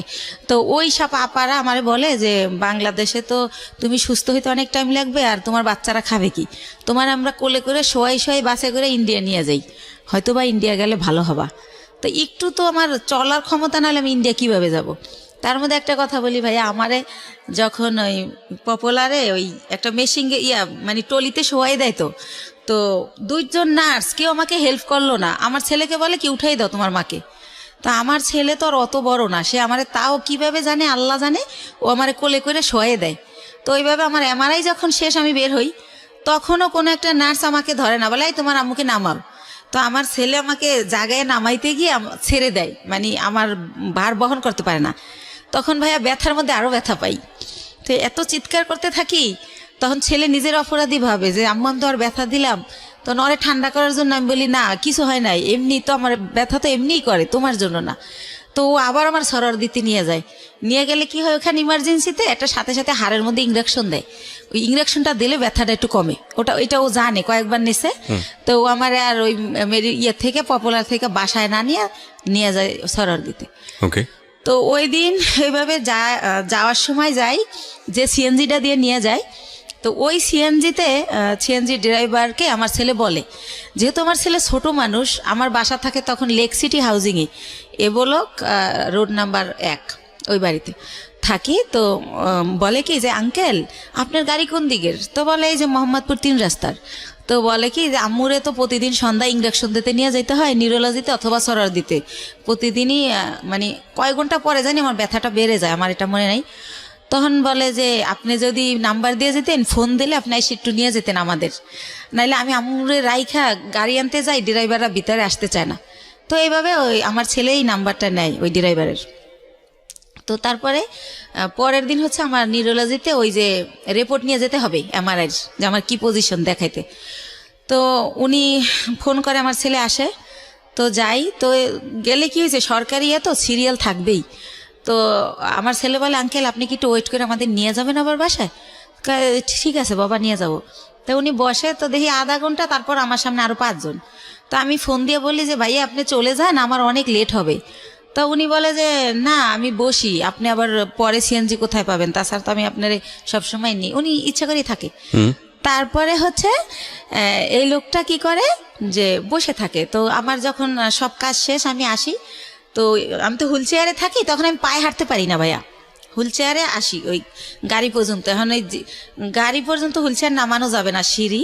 তো সেজন্য আমার ছেলে তো আমার কোলে করেও নিতে পারতেছে না।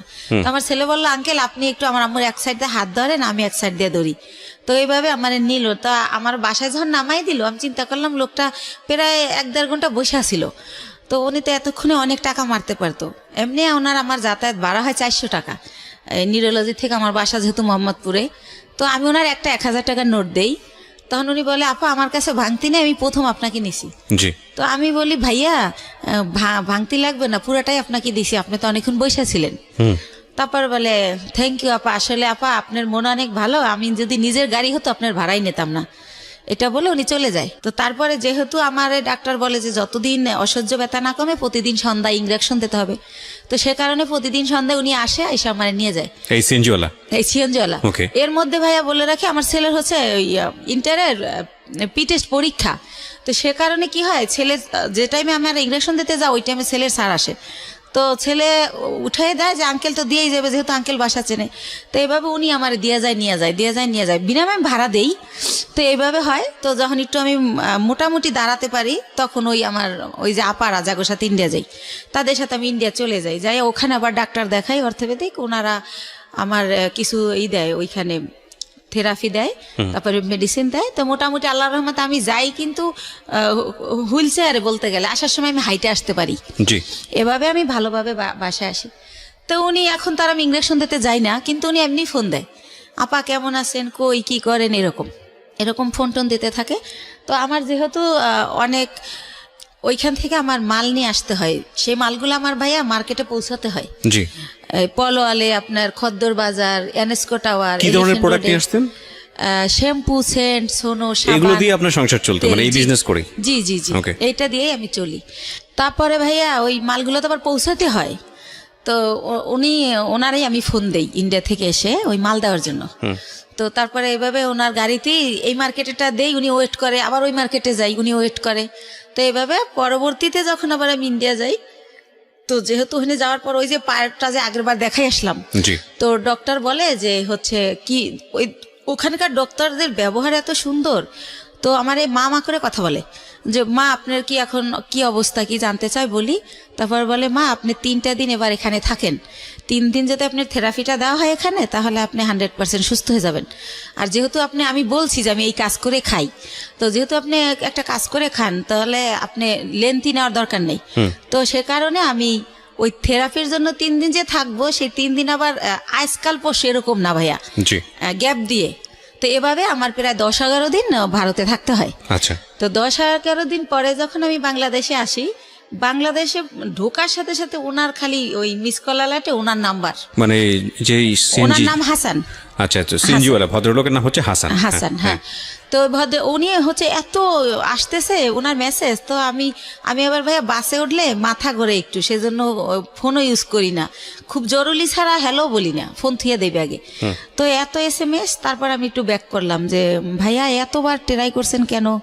তো বললো আপনি কোথায় ছিলেন, মানে সে বলতেছে আর চিৎকার করে কাঁদতেছে, 11 দিন হয়ে গেছে আপনার কোনো খোঁজ নাই, আপনি কি মানুষ, আপনি এরকম পারলেন কি করে? এই সে উনি ওনার মতো বলেই যাচ্ছে নো স্টপ। তো আমি বলি যে ভাইয়া আমি তো ভাবছিলাম 2 দিন পর আসবো, কিন্তু আমার অসুস্থতার কারণে আমার 11 দিন লাগছে। তো কাঁদছে, হ্যাঁ উনি বলতেছে আর কাঁদতেছে, ওনার নাকি অনেক কষ্ট হচ্ছিল, উনি খুব মিস করছিল, উনি আমার বাসার সামনে যে ঘুরে আসতো, এভাবে বলতেছে।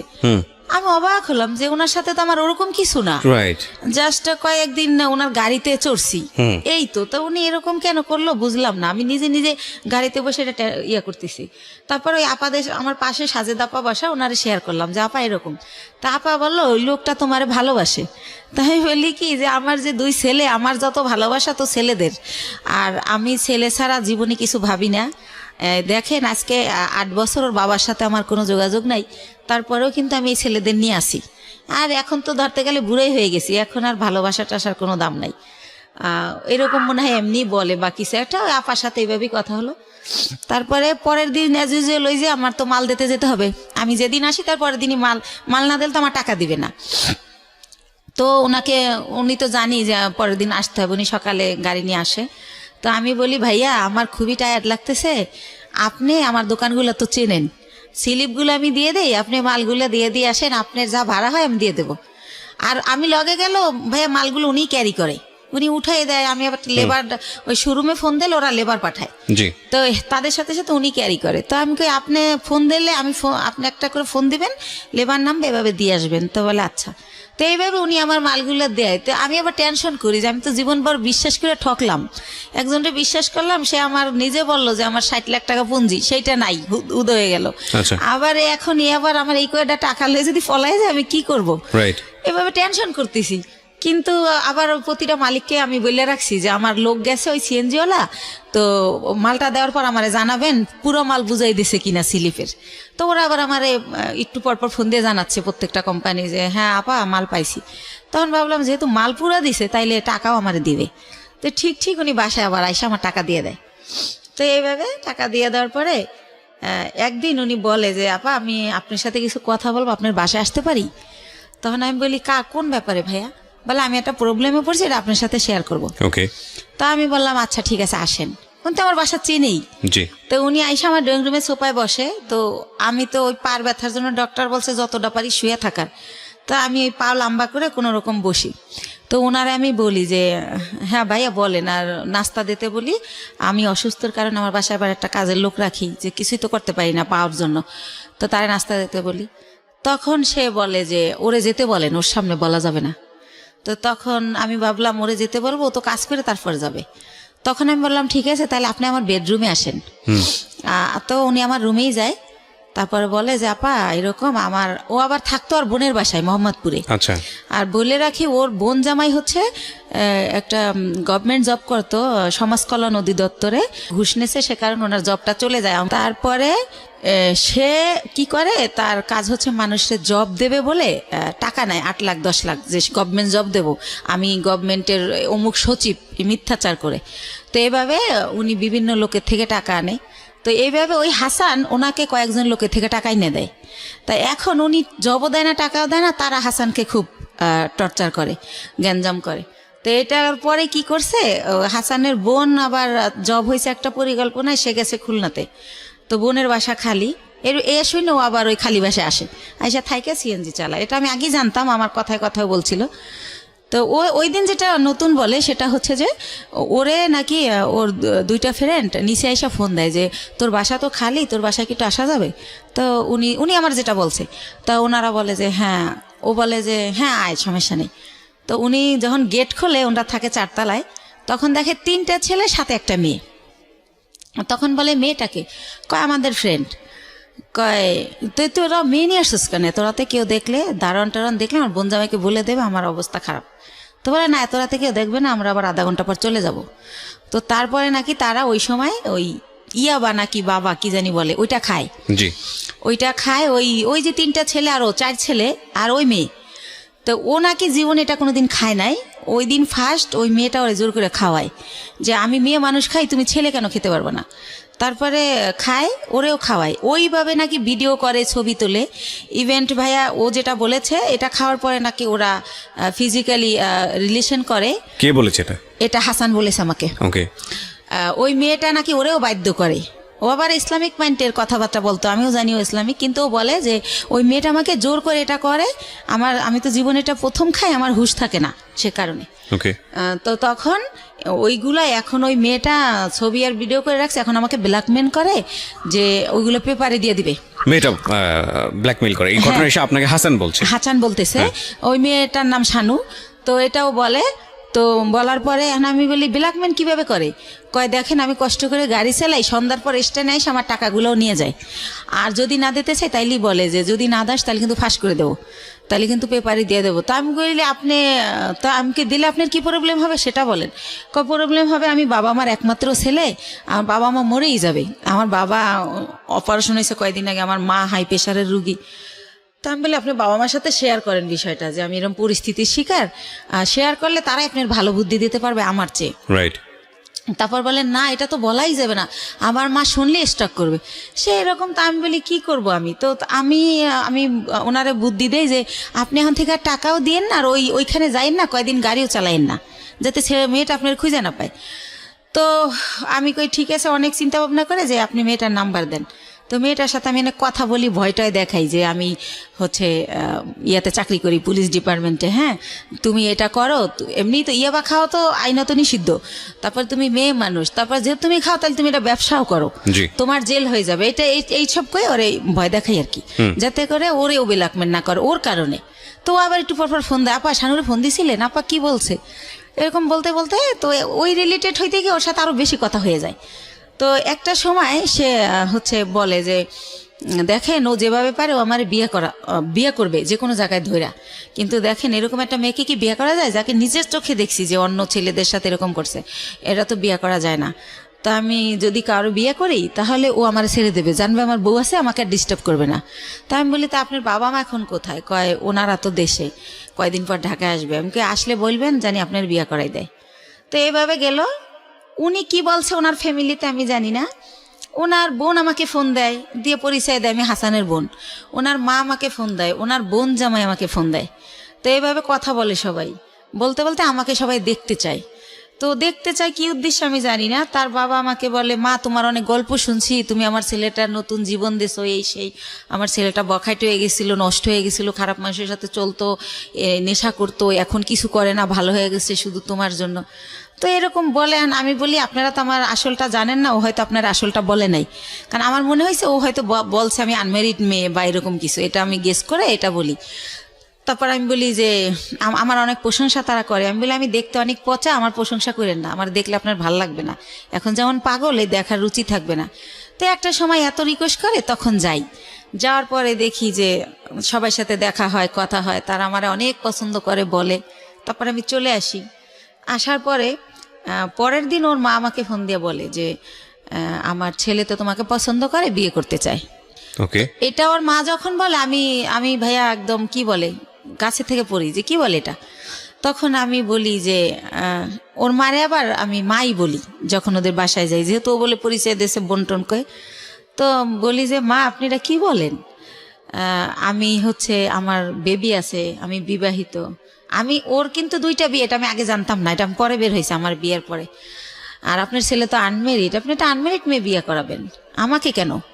তো এটা বলার পরে বলে দেখো মা, আমার ছেলে আমাকে তোমার ব্যাপারে সবই খুইলা বলছে, কিন্তু আমার ছেলে যেহেতু সংসার করবে, ছেলে যেহেতু তোমাকে ভালোবাসে, আমাদের আপত্তি তো থাকার কথা না, আর তোমারও আপত্তি থাকার কথা না, কারণ ও তো দেখছে তোমার 2টা ছেলে আছে, ও তোমার বাসায় যাতায়াত করে, এতদিন ধরে তোমার সাথে পরিচয়, তুমিও তারে দেখছো, অসুবিধা কোথায়?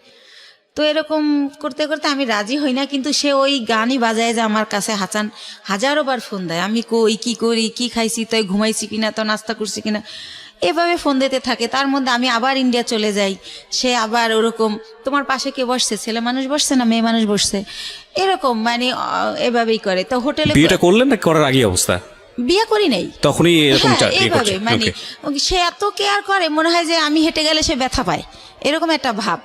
হ্যাঁ, তারপরে হচ্ছে টিকিট কাটছি, গাড়ি 2:30টায় ছাড়বে, হয়তো বা 1:15 টিকিট কাটলাম, তো খেতে গেলে তো আর গাড়ি ফেল করব, তো টিকিট কাটছি, ফোন দিতেই থাকতো। তো বলতাম যে খাওয়ার টাইম নেই, হচ্ছে জুস কিনে উঠছি, তো বলতো ইয়ারে সুপারভাইজারে বলো 10 মিনিট লেট করতে, খাইয়া গাড়িতে ওঠো, না খাই উঠবা কেন, ঢাকা আসতে রাত 12টা বাজবে। তো এইরকম মানে আমার লাইফে ভাইয়া এই কেয়ারিংটা তো কোনো সময় কেউ করে নাই, ছোটবেলা মাও করতো না। তারপরে যে বিয়ে নামক একজনের সাথে মাঝে মধ্যে দেখা হতো, তার সাথে তো আমার কিছুই হয় না এই ধরনের। তো ওই ব্যাপারগুলো আমার খুব ভালো লাগতো, যে আল্লাহ আমি খাইলাম কিনে ডেনে টেনশন করে, রাতের 1টা বাজে আমার অনলাইনে দেখলে এই এখনো ঘুমাও না কেন, ঘুমাও, এর মধ্যে তুমি কথা বলা শুরু হলো। তো সেও তুমি বলে, আমিও তুমি বলি, আর ভাইয়া আপু বলি না, হেও আপু বলেন, আমিও ভাইয়া বলি না। তো এরকম, তো একটা পর্যায়ে হচ্ছে সে মাঝে মধ্যেই বাসায় যেতে চায়। তখন আমি চিন্তা করলাম যে আমার ছেলে যেহেতু বড় হয়েছে, তো এই ব্যাপারটা আমার ছেলে খারাপভাবে নেবে, বা আমার ছেলে আমার ঘৃণা করবে, ছেলে আমার খারাপ ভাববে। তো আমার ছেলেকে না আমি একদিন বলি যে বাবা এরকম এরকম ব্যাপার। তো আমার ভাগ্নে আছে ইমরান, বড় বোনের ছেলে, ওর কাছে বলি, আমার বোনের মেয়ের কাছে বলি। তো বলার পরে বলতেছে যে একটা মেয়ের বিয়ে, স্বামী, সংসার যে একটা জিনিস, আপনার তো সেটা হয় নাই, আমরা তো সবই জানি। তো যেহেতু তার সে একা কইলে আমরা নিষেধ করতাম। আমার ভাগ্নিকে বিয়ে হয়ে গেছে, এরকম বড়রা বিয়ে হয়েছে, বাচ্চা হয়েছে, এক ভাগ্নির হচ্ছে ছেলে হয়েছে। তো বলতেছে যে যেহেতু তার বাবা মাও আপনারা নিতে চাইতে, তো আপনার খুশি হওয়ার কথা। তো আমি কই কিভাবে খুশি হব, সে তো ড্রাইভার, আর একজন ড্রাইভার কয় টাকা আর্ন করে, সে আমারে খাবে না আমার বাচ্চা খাবে, আমার তো সে সারা জীবন এই কাজ করেই খেতে হবে, তাহলে আর বিয়ে বয়ে লাভ কি? তো একটা সময় এভাবে বলিও, নিজে ওদেরকে অ্যান্সার করি, কিন্তু আবার সে যখন কথা বলে খুব ভালো ভালো সুন্দর সুন্দর করে, তখন আবার তার জন্য আমার মায়া লাগে। তো এরকম করতে করতে একটা সময় চিন্তা করলাম যে টুকটাক করে বাসা আসে, ছেলে ব্যাপারটা খারাপভাবে নিবে। তো ছেলেরে ভাগ্নেরে দিয়ে ছেলেরে জিজ্ঞেস করাইলাম, ভাগ্না বললো যে না আমার ছেলে রাজি। আমি সরাসরি জিজ্ঞেস করলাম না লজ্জায়। তো তারপরে আমরা বিয়ে করে ফেললাম। বিয়ে করলাম হচ্ছে ভাইয়া এই যে মার্চ মাস গেল, এর আগের মার্চের 13 তারিখে। তো বিয়ে করলাম বলতে এভাবে বিয়ে করার পরে সে আমার বাসায় থাকা শুরু করলো। আর হচ্ছে আমি বললাম যে সিএনজি আর চালাইও না, মানে একজনের ড্রাইভার আমার হাজবেন্ড একটু লাগে, কারণ এইরকম ফ্যামিলির তো মেয়ের আমি না, হয়তো আমি ভাগ্যোদশে কষ্ট করতেছি। তো পরে ওর ভিসা, পাসপোর্ট করলাম, ভিসা লাগাইলাম যে আমার সাথে সাথে ইন্ডিয়া যাবা, দুইজনে মিলে ব্যবসা করি। আরও একটা চিন্তা করলাম ভাই এই ব্যবসায় হচ্ছে অনেক মাল তো ওয়েট হয়, একটা ছেলে আসলেই দরকার হয়। যেবার আমার ছেলে আমার সাথে যায় আমি একটু অনেক শান্তি পাই, আমার কষ্ট কম হয়। ছেলে না গেলে 4-5টা ব্যাগ আমার যদি লেবার না পাই আমার ক্যারি করতে হয়, অনেক কষ্ট হয়। তো সব কিছু মিলে টিলে ভাবলাম যে ঠিক আছে, ওর ফ্যামিলিও ছোট, 1 ভাই 1 বোন, বোনেরও বিয়ে হয়ে গেছে, বাবা মাই তো আছে, ঝামেলা নাই, করে ফেলি। তো এইভাবে যাই হোক বিয়েটা হলো, খুব ভালো, শ্বশুর শাশুড়ি খুব ভালোবাসে। তো এরপরে রোজা চলে আসলো, ঈদের সময় আমি শ্বশুর শাশুড়ি সবার জন্য গিফট টিফট কিনলাম। শাশুড়ি আবার বলে বলে দিল তার বোনের ছেলে, বোনের মেয়ে, তাদের যত আত্মীয় আছে সবার জন্য কিনতে, বাস কিনলাম। তো দিলাম। তো আমার শাশুড়ি আবার আমার 2000 টাকা দিল একটা ড্রেস কিনতে। আর আমার হাজব্যান্ড এর মধ্যে ভিসা পাসপোর্টের কাজ চলতেছে, সে আর যায় না এতদিনে ইন্ডিয়া, তারে সব কিছু দিলাম। প্রতিদিন তারে 500-1000 টাকা পকেট খরচ দিচ্ছি, মানে দিয়ে রাখতেছি, যখন শেষ আবার দিচ্ছি, এরকম এভাবে চলতেছে। তো তারপর আমি আরো একবার গেলাম একা। তো এর পরের বার সে আমার সাথে গেল। তো যেহেতু সে আমার সাথে গেল, এখন যদি ভাইয়া যেখানে ব্যবসা করি সবাই আমাকে অনেক রেসপেক্ট করে। এখন যেহেতু তার ছবি আছে আমার কাছে, আপনারা চাইলে দেখতে পারেন। কাবিনটাও আমি নিয়ে আসছি, চাইলে দেখতে পারেন। 20 লক্ষ টাকার কাবিন করা হয়েছে আমাদের বিয়ের যে খরচটা ওটাও আমি দিছি, কারণ ওর তো টাকা ছিল না। তো ওর মাই শিখাই দিছিল যে 20 লক্ষ টাকার কাবিন করবা, না হলেও যদি পরে আবার কেউ বিয়ে টিয়া করে, কম টাকার কাবিন থাকলে বেশি হলে আর করতে সাহস পাবে না। তো এইসব দেখে না মনে হয়তো ওর মা বাবা ওর চেয়ে আমার বেশি ভালোবাসে। আর যেহেতু আমি ছোটবেলা থেকে ভালোবাসার খুব অভাবী ছিলাম, ওদের ভালোবাসাগুলো পেয়ে না আমি এত হ্যাপি হয়েছিলাম বলার মতো না। তো এইভাবে চলতে থাকে। এর মধ্যে আমার শাশুড়ি আমারে বলে যে গত বছর অক্টোবরে, যে শাহনাজের তো বিয়ে হয়েছে 5 বছর, তো ভদ্রলোকের আবার আগের ঘরে বউ বাচ্চা আছে, আমার ননদরে বিয়ে করে হচ্ছে অন্যভাবে, যাই হোক সেটা আমি বলবো না। তো যাই হোক, পরে বলে যে ওর তো অনুষ্ঠান করা হয় না, দেশের কেউ জানে না, তো এবার ডিসেম্বরে তোমার আর ওর অনুষ্ঠান একসাথে করবো আমরা। ডিসেম্বরের 26 তারিখে ডেট করছে। তো আমি বললাম আচ্ছা ঠিক আছে। আমার শরম, আমি আবার এটা বললাম যে মা আমারটা করেন না, শাহনাজেরটা করেন, যা যা করার আমি করব, টাকা পয়সা যা লাগে আমি দেবো, কিন্তু আমারটা করেন না, আমার লজ্জা লাগে। আচ্ছা। তো এটা আমি বলার পরে উনি হচ্ছে অনুষ্ঠান। তখন কি আপনার মানে জাহিদ তো আগের হাজবেন্ডের নাম? হ্যাঁ। ওর সাথে কি ডিভোর্স হয়ে গেছে নাকি? জাহিদকে ওটা আমি বলি না ভাইয়া, জাহিদকে আমি 14 সালে ডিভোর্স দিই। 14 সালে ডিভোর্স দিয়ে দিয়েছেন? ডিভোর্স এর জন্য দেই যে আবার কখন হুট করে আইসা দাবি করে, সেজন্য আমি 14 সালে ওরে ডিভোর্স দিয়ে দিই। ওকে। তো ও কি করে যে এভাবে বলে, তো বলার পরে লিস্ট আসতে থাকে, যেহেতু বিয়ে করা গ্রামে অনুষ্ঠান করবে, এটা লাগবে সেটা লাগবে। তো আমি যখন ইন্ডিয়া যাই, আমার ননদ ফোন করে বলে যে আমার জন্য লেহেঙ্গা আনবা, আমি বিয়ের দিন পরবো। তো তার জন্য আমি অনেক সুন্দর দেখে একটা 12,000 টাকায় লেহেঙ্গা কিনে নিয়ে আসি। তারপরে যা যা বলে মোটামুটি, এবার আমার শাশুড়ি আমার লিস্ট দেয় যে আমার দাদি শাশুড়ি, আমার নানি শাশুড়ি, আমার মামা শ্বশুরের শাশুড়ি, সবার জন্য কাপড় কিনতে বলে। এটা কি তাদের এলাকার নিয়ম কিনা আমি জানি না, আমাকে কিনতে বলে, তো তাও আমি কিনি। আর এর মধ্যে ভাইয়া একটা কথা বলে রাখি, হাসান আমার বাসায় যখন যায়, সিএনজির যে কালারের জানেন তো ড্রেস, তো ওই কালারের একটা প্যান্ট থাকে নর্মাল, আর ওই সিএনজির একটা শার্ট, এইটা পরে কিন্তু আমার বাসায় যায়। কিন্তু এর মধ্যে ওরে আমি অনেক প্যান্ট শার্ট, অনেক ঘড়ি, যা বলেন মানে সুন্দর দেখানোর জন্য যা যা প্রয়োজনীয়, কমপ্লিট স্যুট, শু, মানে ওর পুরো গেট আপ টেট আপ আমি চেঞ্জ করে ফেলি। তো ওর বোন দেখে বলে আল্লাহ রে, আমার ভাইয়ারে তো রাজপুত্র বানাই ফেলাইছে আমার ভাবি, আমার ভাইয়ারে এত সুন্দর লাগে তা আগে বুঝতাম না, এভাবে সবাই বলে। তো এইভাবে চলতে থাকে। আর আমি তো ভাইয়া কষ্ট করি ঠিক আছে, কিন্তু আমার ছেলেরা তো ওইভাবে বড় হয় নাই। তো আমি ভালো বাসায় থাকি, আমার বাসায় 2টা দারোয়ান, আমার ওরকম ফ্ল্যাটে আমি থাকি হাইফাইভাবে। তো ফ্ল্যাটে যেহেতু যে বাসায় উনি এভাবে যাওয়ার পরে তারা তো সন্দেহ করবে যে এই পুরুষটা এর বাসায় ঢোকে কেন, আমার নেগেটিভভাবে নিবে। তো তাদেরকে আমি পরে বলে দেই যে ভাইয়া ওকে আমি বিয়ে করে ফেলছি, এরকম হয়। আবার আমি যখন ইন্ডিয়াও নিয়ে যাই, দেখি কানাকানি করে মালিক কর্মচারীরা যে একে, কারণ আগে তো আমি যেতাম, আমার সাথে আমার ছেলে যেত, তখন যদি ভাবে। আপনার ছেলের বয়স কত ছিল যখন ওই ভদ্রলোককে বিয়ে করলেন হাসানকে? এই তো 1.5 বছর আগে। আমার ছেলের তো 2001-এ জন্ম, 18 চলে। তো ওরা রাজি ছিল বিষয়টা নিয়ে? হ্যাঁ রাজি ছিল, যে হাসানকে তারা বাবা হিসেবে নিতে চাচ্ছে বা এরকম। বাবা বলে না, আঙ্কেল ডাকে, কিন্তু আপনার হাজবেন্ড হিসেবে অনুমতি দিছে। আচ্ছা ঠিক আছে, ওকে। তো কি করে, না অনুমতি না দিলে তো আমি করতেই পারতাম না, করতামই না, সত্য কথা যেটা, আমার সন্তান সবার আগে। তো তারপরে আমি দেখি ওরা কানাখোসা করে, তখন আমি ভাবি যে আমার সম্মানটা তো নষ্ট হয়ে যাবে।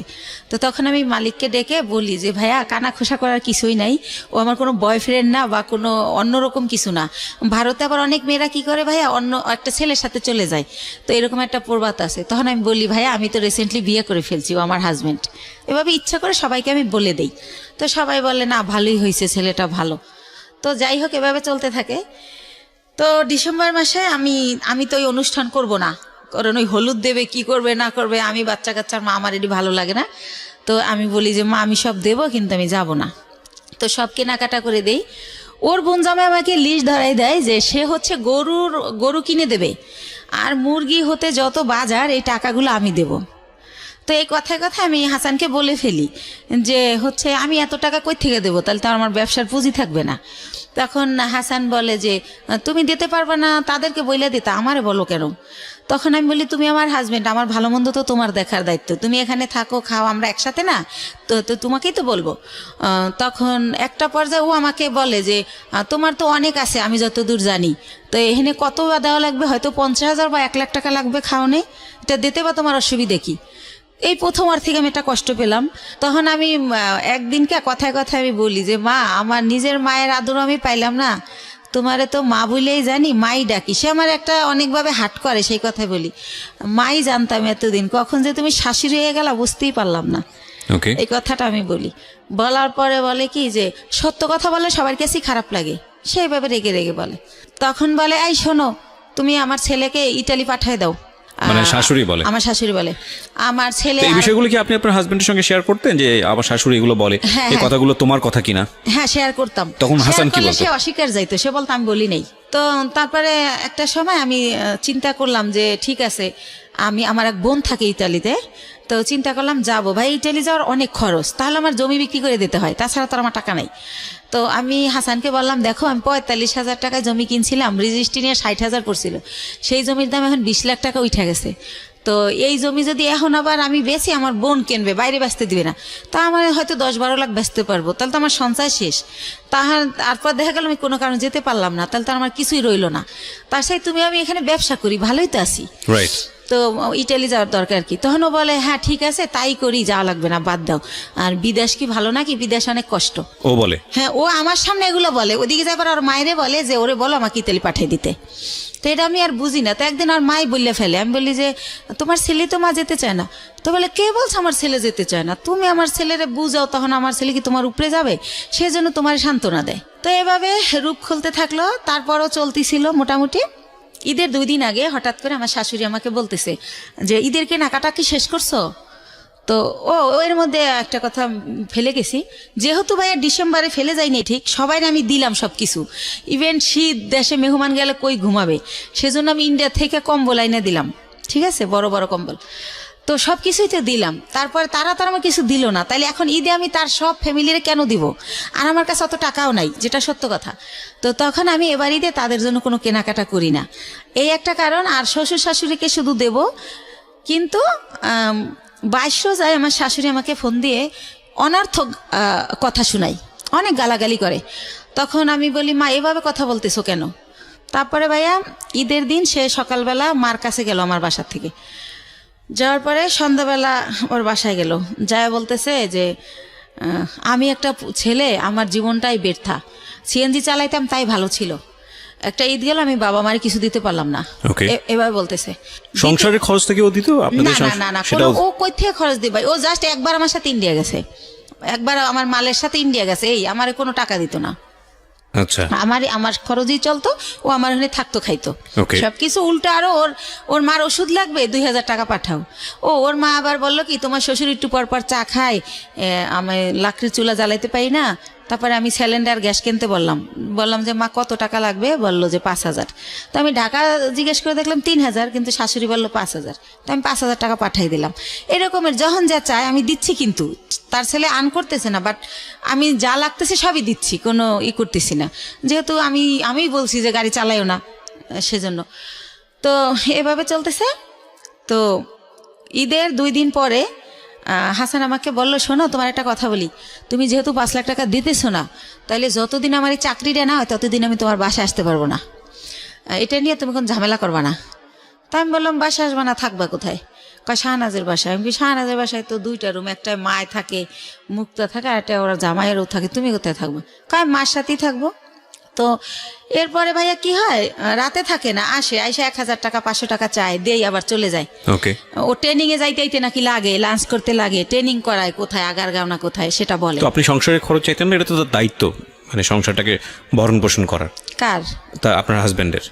হ্যাঁ দায়িত্ব তো, কিন্তু সে তো কিছু করতেছে না। এই যে সে বলতেছে যে জব, সে তো সিএনজি চালাতো, কিন্তু সিএনজি তার মাই আমাকে বলছে ওরে চালাতে দিও না, ঠিক আছে? তখন কি অফ ছিল সিএনজি? হ্যাঁ অফ ছিল, তখন আর চালাতো না, বসেছিল। ওকে, ও বসে ছিল বিদেই তো আমি আবার ওর পরিবারের সবকিছু খরচ দিতাম। বুঝতে পেরেছি।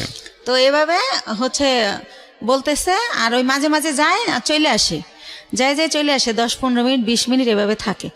তো হঠাৎ করে কি হলো, ও গত মাসের 26 তারিখে আমাকে স্টেট কার্ড বইলে দিল যে দেখো আমার পরিবার চাচ্ছে না তোমার সাথে সংসার করি, তো তোমার সাথে আমার আর সংসারটা করা হবে না।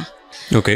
ও আরো বেকার থাকার আরেকটা কারণ ভাইয়া, যেটা হয় গত ঈদের 4-5 দিন পরে ওই যে ওই মেয়েটা শানু, ও আমার থেকে টাকা নিয়ে ওই মেয়েটাকে বাজার করে দেয়, ওই মেয়েটার ঘর ভাড়া দেয়। তো ওই ব্যাপারগুলো জানতে পারি, শানুই আমাকে বলে যে আপনি আটকায় রাখলেন না, ও তো আমারে কালো বাজার দিয়ে গেছে।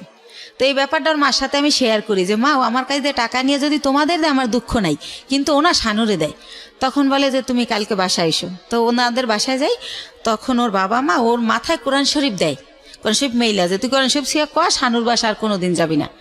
তখন ও এটা বলার পর আমরা বাসায় চলে আসি। আসার পর ও বলে কাজটা তুমি ঠিক করলা না, এই কথাটা তুমি যদি বাবা মাকে না বলতা তারা আমার এই কোরআন শরীফ নেওয়া হইতো না। তো আল্লাহর এমন হুকুম, কি করে আমার ঈদের নতুন ড্রেস পরেই তার পরের দিনই সেই মেয়েটার বাসায় যায়। তখন ও ধরা খাই যায় যে ওখানে গেছে। তো যেদিন ধরা খায় তারপরে 2 দিন পরে ও দেখি যে প্যান্ট পরে না, দোকানে গেলে ও প্যান্ট পরে যেতে, এখন লুঙ্গি পরে যায়। তো কি হয়েছে, তো বলে যে আমার গোড়া উঠছে। এরকম পরে ভাই আস্তে আস্তে আল্লাহর কি জানি না আমি, ওইটা ওর হচ্ছে পুরা একদম গা হয়ে যায়, পছন্দ হয়ে যায় একেবারে। তো পছন্দ হয়ে যায়, এখনো ছোট বাচ্চার মতো খাটে শুয়ে থাকে সোজা হইয়া, ওই একেবারে উলঙ্গ অবস্থায়, কাপড় পরতে পারে না। আর আমি সবসময় দরজা আটকায় রাখি, আমি বেরোইলেও আটকাই দেই, আবার ঢুকলেও আটকাই দিই, এইভাবে থাকে। তো এইভাবে ও 3 মাস ভোগে ভাইয়া। তো এইভাবে ওরা আমি কিভাবে ডাক্তারের কাছে নেব, তো আমি ছবি তুলে চর্ম বিশেষজ্ঞ, যৌন বিশেষজ্ঞরে দেখাই মেডিসিন নেই। তো যখন একটু ভালো হয় তারপর ওর সরাসরি নিয়ে ডক্টর দেখাই। তো এইভাবে 3 মাস ভোগে তখন। তো ওই সময় আর বাপ মা আমাকে অজুহাত দেয় যে ওই মেয়েটার কাছে কোরআন নেওয়ার পরেও গেছে, এই জন্য আল্লাহ ওর এই পাপের শাস্তি এটা দিছে। তাই তুমি যদি ওরে গাড়ি চালাইতে না দাও, ও তাহলে আর ওই মেয়েটার কাছে যাওয়ার সুযোগ পাবে না, সবসময় তোমার সাথেই থাকবে, তাই তুমি আর গাড়ি চালান বন্ধ করে দাও। তো তারা এটা বলে। তো সবকিছু মিলেই ও বেকার থাকে, এই অসুস্থতার কারণে থাকতে হয়, এভাবে থাকে। তো যাই হোক, এখন যেটা মূল ঘটনায় আসতেছি, ও কি করলো, আমার এই 1.5 বছরের মধ্যে আমি এই ফার্স্ট ওই দিন ওরে অনেক কিছু বলে ফেলি। বলার পরে ও আমাকে ফোন দিয়ে যে লাউড দিয়েছে আমি সেটা জানি না, লাউড দিয়া বলে যে হ্যাঁ কি বলবো বলো। তারপর আমি ওর মা যে যা বলছে যে ইটালি পাঠানোর লেগে চাপ দিয়েছে, এই সেই। তারপরে ও কি করলো, আসলো আপনার বাসায়? ও আর আসেই নাই, এই পর্যন্ত আর আসেই নাই। ও ওই দিনকা ওর মা যখন বলার পর ও আমাকে ফোনে অনেক খারাপ, ওর মা বোন শিখাই দিয়েছে, আর ও আমাকে বাজেভাবে গালি দেয়, অনেক গালি দেয়। আমার বাবা মা তুলে অনেক গালি দেয়, গালি টালি দিয়ে বলে যে আমি যাব না, তোরে আর রাখবো না, তুই যা পারিস করিস না। আমরা এই জিনিসগুলো পারিবারিক কোন্দল, এগুলা নিয়ে কে কি বলেছে না বলেছে এত ইন ডিটেইলে যেতে চাই না। আমি ইন্টারাপ্ট করছি আপনাকে। সেটা হচ্ছে যে আপনি আমাকে বলেন যে আপনি ভদ্রলোককে বিয়ে করেছিলেন কত বছর হলো? এই তো 1 বছর 3 মাস। 1 বছর 3 মাস। 1 বছর 3 মাসের মধ্যে আপনার সংসারে কোনো খরপোশনি দেয়নি, উল্টো আপনি ওনাকে এস্টাবলিশ করার চেষ্টা করেছেন। ওকে, এখন লাস্ট পর্যায়ে কি দাঁড়িয়েছে? উনি কি আপনার সঙ্গে আছেন নাকি আপনারা সেপারেট হয়ে গেছেন? না, এই যে 28 তারিখ আমার লাস্ট কথা হয়েছে, এরপরে আর এই পর্যন্ত কোনো যোগাযোগ সে আমার সাথে করে নাই। তার মা তার সিম ভেঙে ফেলছে, এখন আমি তারে ফোনে পাই না। তাহলে কি পেলেন এই 1 বছর 3 মাসের শিক্ষাটা কি পেলেন, আর পুরো জীবন জুড়ে এই বৈবাহিক জীবনের শিক্ষাটা কি পেলেন? আপনি তো আজকের এই গল্পটাই বলতে এসেছেন। সবকিছু মিলিয়ে আপনি আমাকে এটা বলেন যে রেডিওতে এই গল্পটা আপনি কেন বললেন? আমি একটা মেসেজ পেয়েছি, সেটা আমি আমার মতো করে বলবো, বাট আপনি কেন আসলেন? আমি আসছি ভাইয়া যে আমি যদি আমার বাবা মা যদি যখন জানছিল যে ওই লোকটা আসলে জামাই হিসাবে না, তখনও যদি আমাকে বাদ দিত তাহলে তো আমার বেবিও হতো না। তারপরে যেহেতু আমার ভাই বোন সব এস্টাবলিশ, তাদের অনেক কিছু আছে, তারা বাইরে দেয়, কিন্তু আমি আমার বাচ্চা 2টা নিয়ে এত কষ্ট করি, এটা তারা চোখেই দেখে না। তাহলে এরকম যদি হয় ঘরে ঘরে যে কোনো ভাই বোন এক ভাই বোনকে হেল্প করবে না, তাহলে কেমনে হবে? তারপরে জীবনের প্রথম পার্টটা নিয়ে আমি শুধু এতটুকুই বলতে পারি যে আপনি অনেক দুর্ভাগ্যবান, এবং আপনার ফ্যামিলি আপনার প্রতি যেটা করেছে সেটা ভয়াবহ রকমের অবিবেচকের মতো কাজ করেছে। আপনার বাবা বেঁচে আছেন? জি, বেঁচে আছেন। তো আপনার বাবা এই যে বড়টা ভুলটা করেছে সেই ব্যাপারে কি বলে? আমার বাবা যখন জানে ওর ওই ব্যাপারটা, তখন আমার বাবা আর দিতে চায় না আমাকে, কিন্তু আমার বড় বোন আর আমার মা এটা জোর করে। আর আমার পরিবারে আমার মাই সব, আমার বাবার কোনো কথা থাকে না, মানে মা যেটা বলে ওইটা রাইট। আমার বাবা অনেক সহজ সরল, অনেক নরম। তাহলে এখানে আমার বাবা তো মনে করেন আজকে প্রায় 10 বছর সে কিছু করে না, রিটায়ার্ড। আচ্ছা, সে বেকার, তার তো কোনো দাম নাই। সেদিক থেকে তার ইকোনমিক সলভেন্সি যেহেতু নাই, তার কথার পাওয়ারও সেরকম নাই। এটা একটা মারাত্মক রকমের সমস্যা আমাদের সোসাইটিতে। অর্থের জোর সবচেয়ে বড় জোর। তো কিছুই বলার নেই আসলে। আমি আপনার মাকেও সম্মান জানাতে চাই, পরিবারের সবাইকে সম্মান জানিয়ে বলছি যে পরিবারের সদস্য যখন একজন খারাপ থাকে তখন বাকি সবারই পাশে দাঁড়ানো উচিত, এবং সেটা না দাঁড়ালে যেটা হয় যে উনি যখন পিছিয়ে পড়েন তখন পুরো পরিবারটাই আসলে পিছিয়ে পড়ে, হাজার হলেও সে আপনাদের বোন। এই জায়গা থেকে একটা বড় ভুল। আর দ্বিতীয়ত আমি মনে করি যে দ্বিতীয় ব্যাপারটা ছিল এক ধরনের ট্র্যাপে পড়া, ফাঁদে পড়া, আমি যদি ভুল না করে থাকি। আপনি কি ওনাকে এখনও আপনার লাইফে চান? আপনার যে হাজব্যান্ড যিনি হাসান, তাকে কি এখনও সংসারের জীবনে চান, নাকি আলটিমেটলি এখান থেকে আপনি একটা শিক্ষা নিয়েছেন যে না, আমার সেই মানুষটাকে আর দরকার নাই?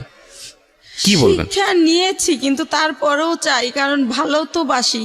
একটা পুরুষকে যদি ভালোবাসার ওকেই বেসেছিলাম, বা ও ভালোবাসা যদি পাই, হয়তো খাওয়ান পরন দেয় নাই, কিন্তু সে ভালোবাসাটা মোর কাছে পেয়েছিলাম, সে কারণে ওকে পেতে চাই, কিন্তু জানি না হয়তো পাবো না। পুরো গল্পটা আমি খুব চুপ করে শুনছিলাম, আমি ভাবছিলাম আসলে গল্পের মেসেজটা আসলে কোথায়।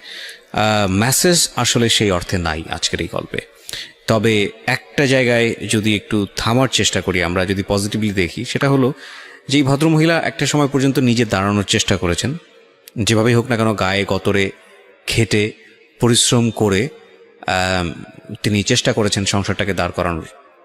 সেখানে এসে একটা ভুল আমি বলবো, যে ভুলটা হচ্ছে এই বয়সে এসে প্রেমে পড়া, ভালোবাসায় পড়া, এবং সেই মানুষটাকে নিজের জীবনে এমনভাবে জায়গা দেওয়া যে, আপনার বয়স কত বলছিলেন?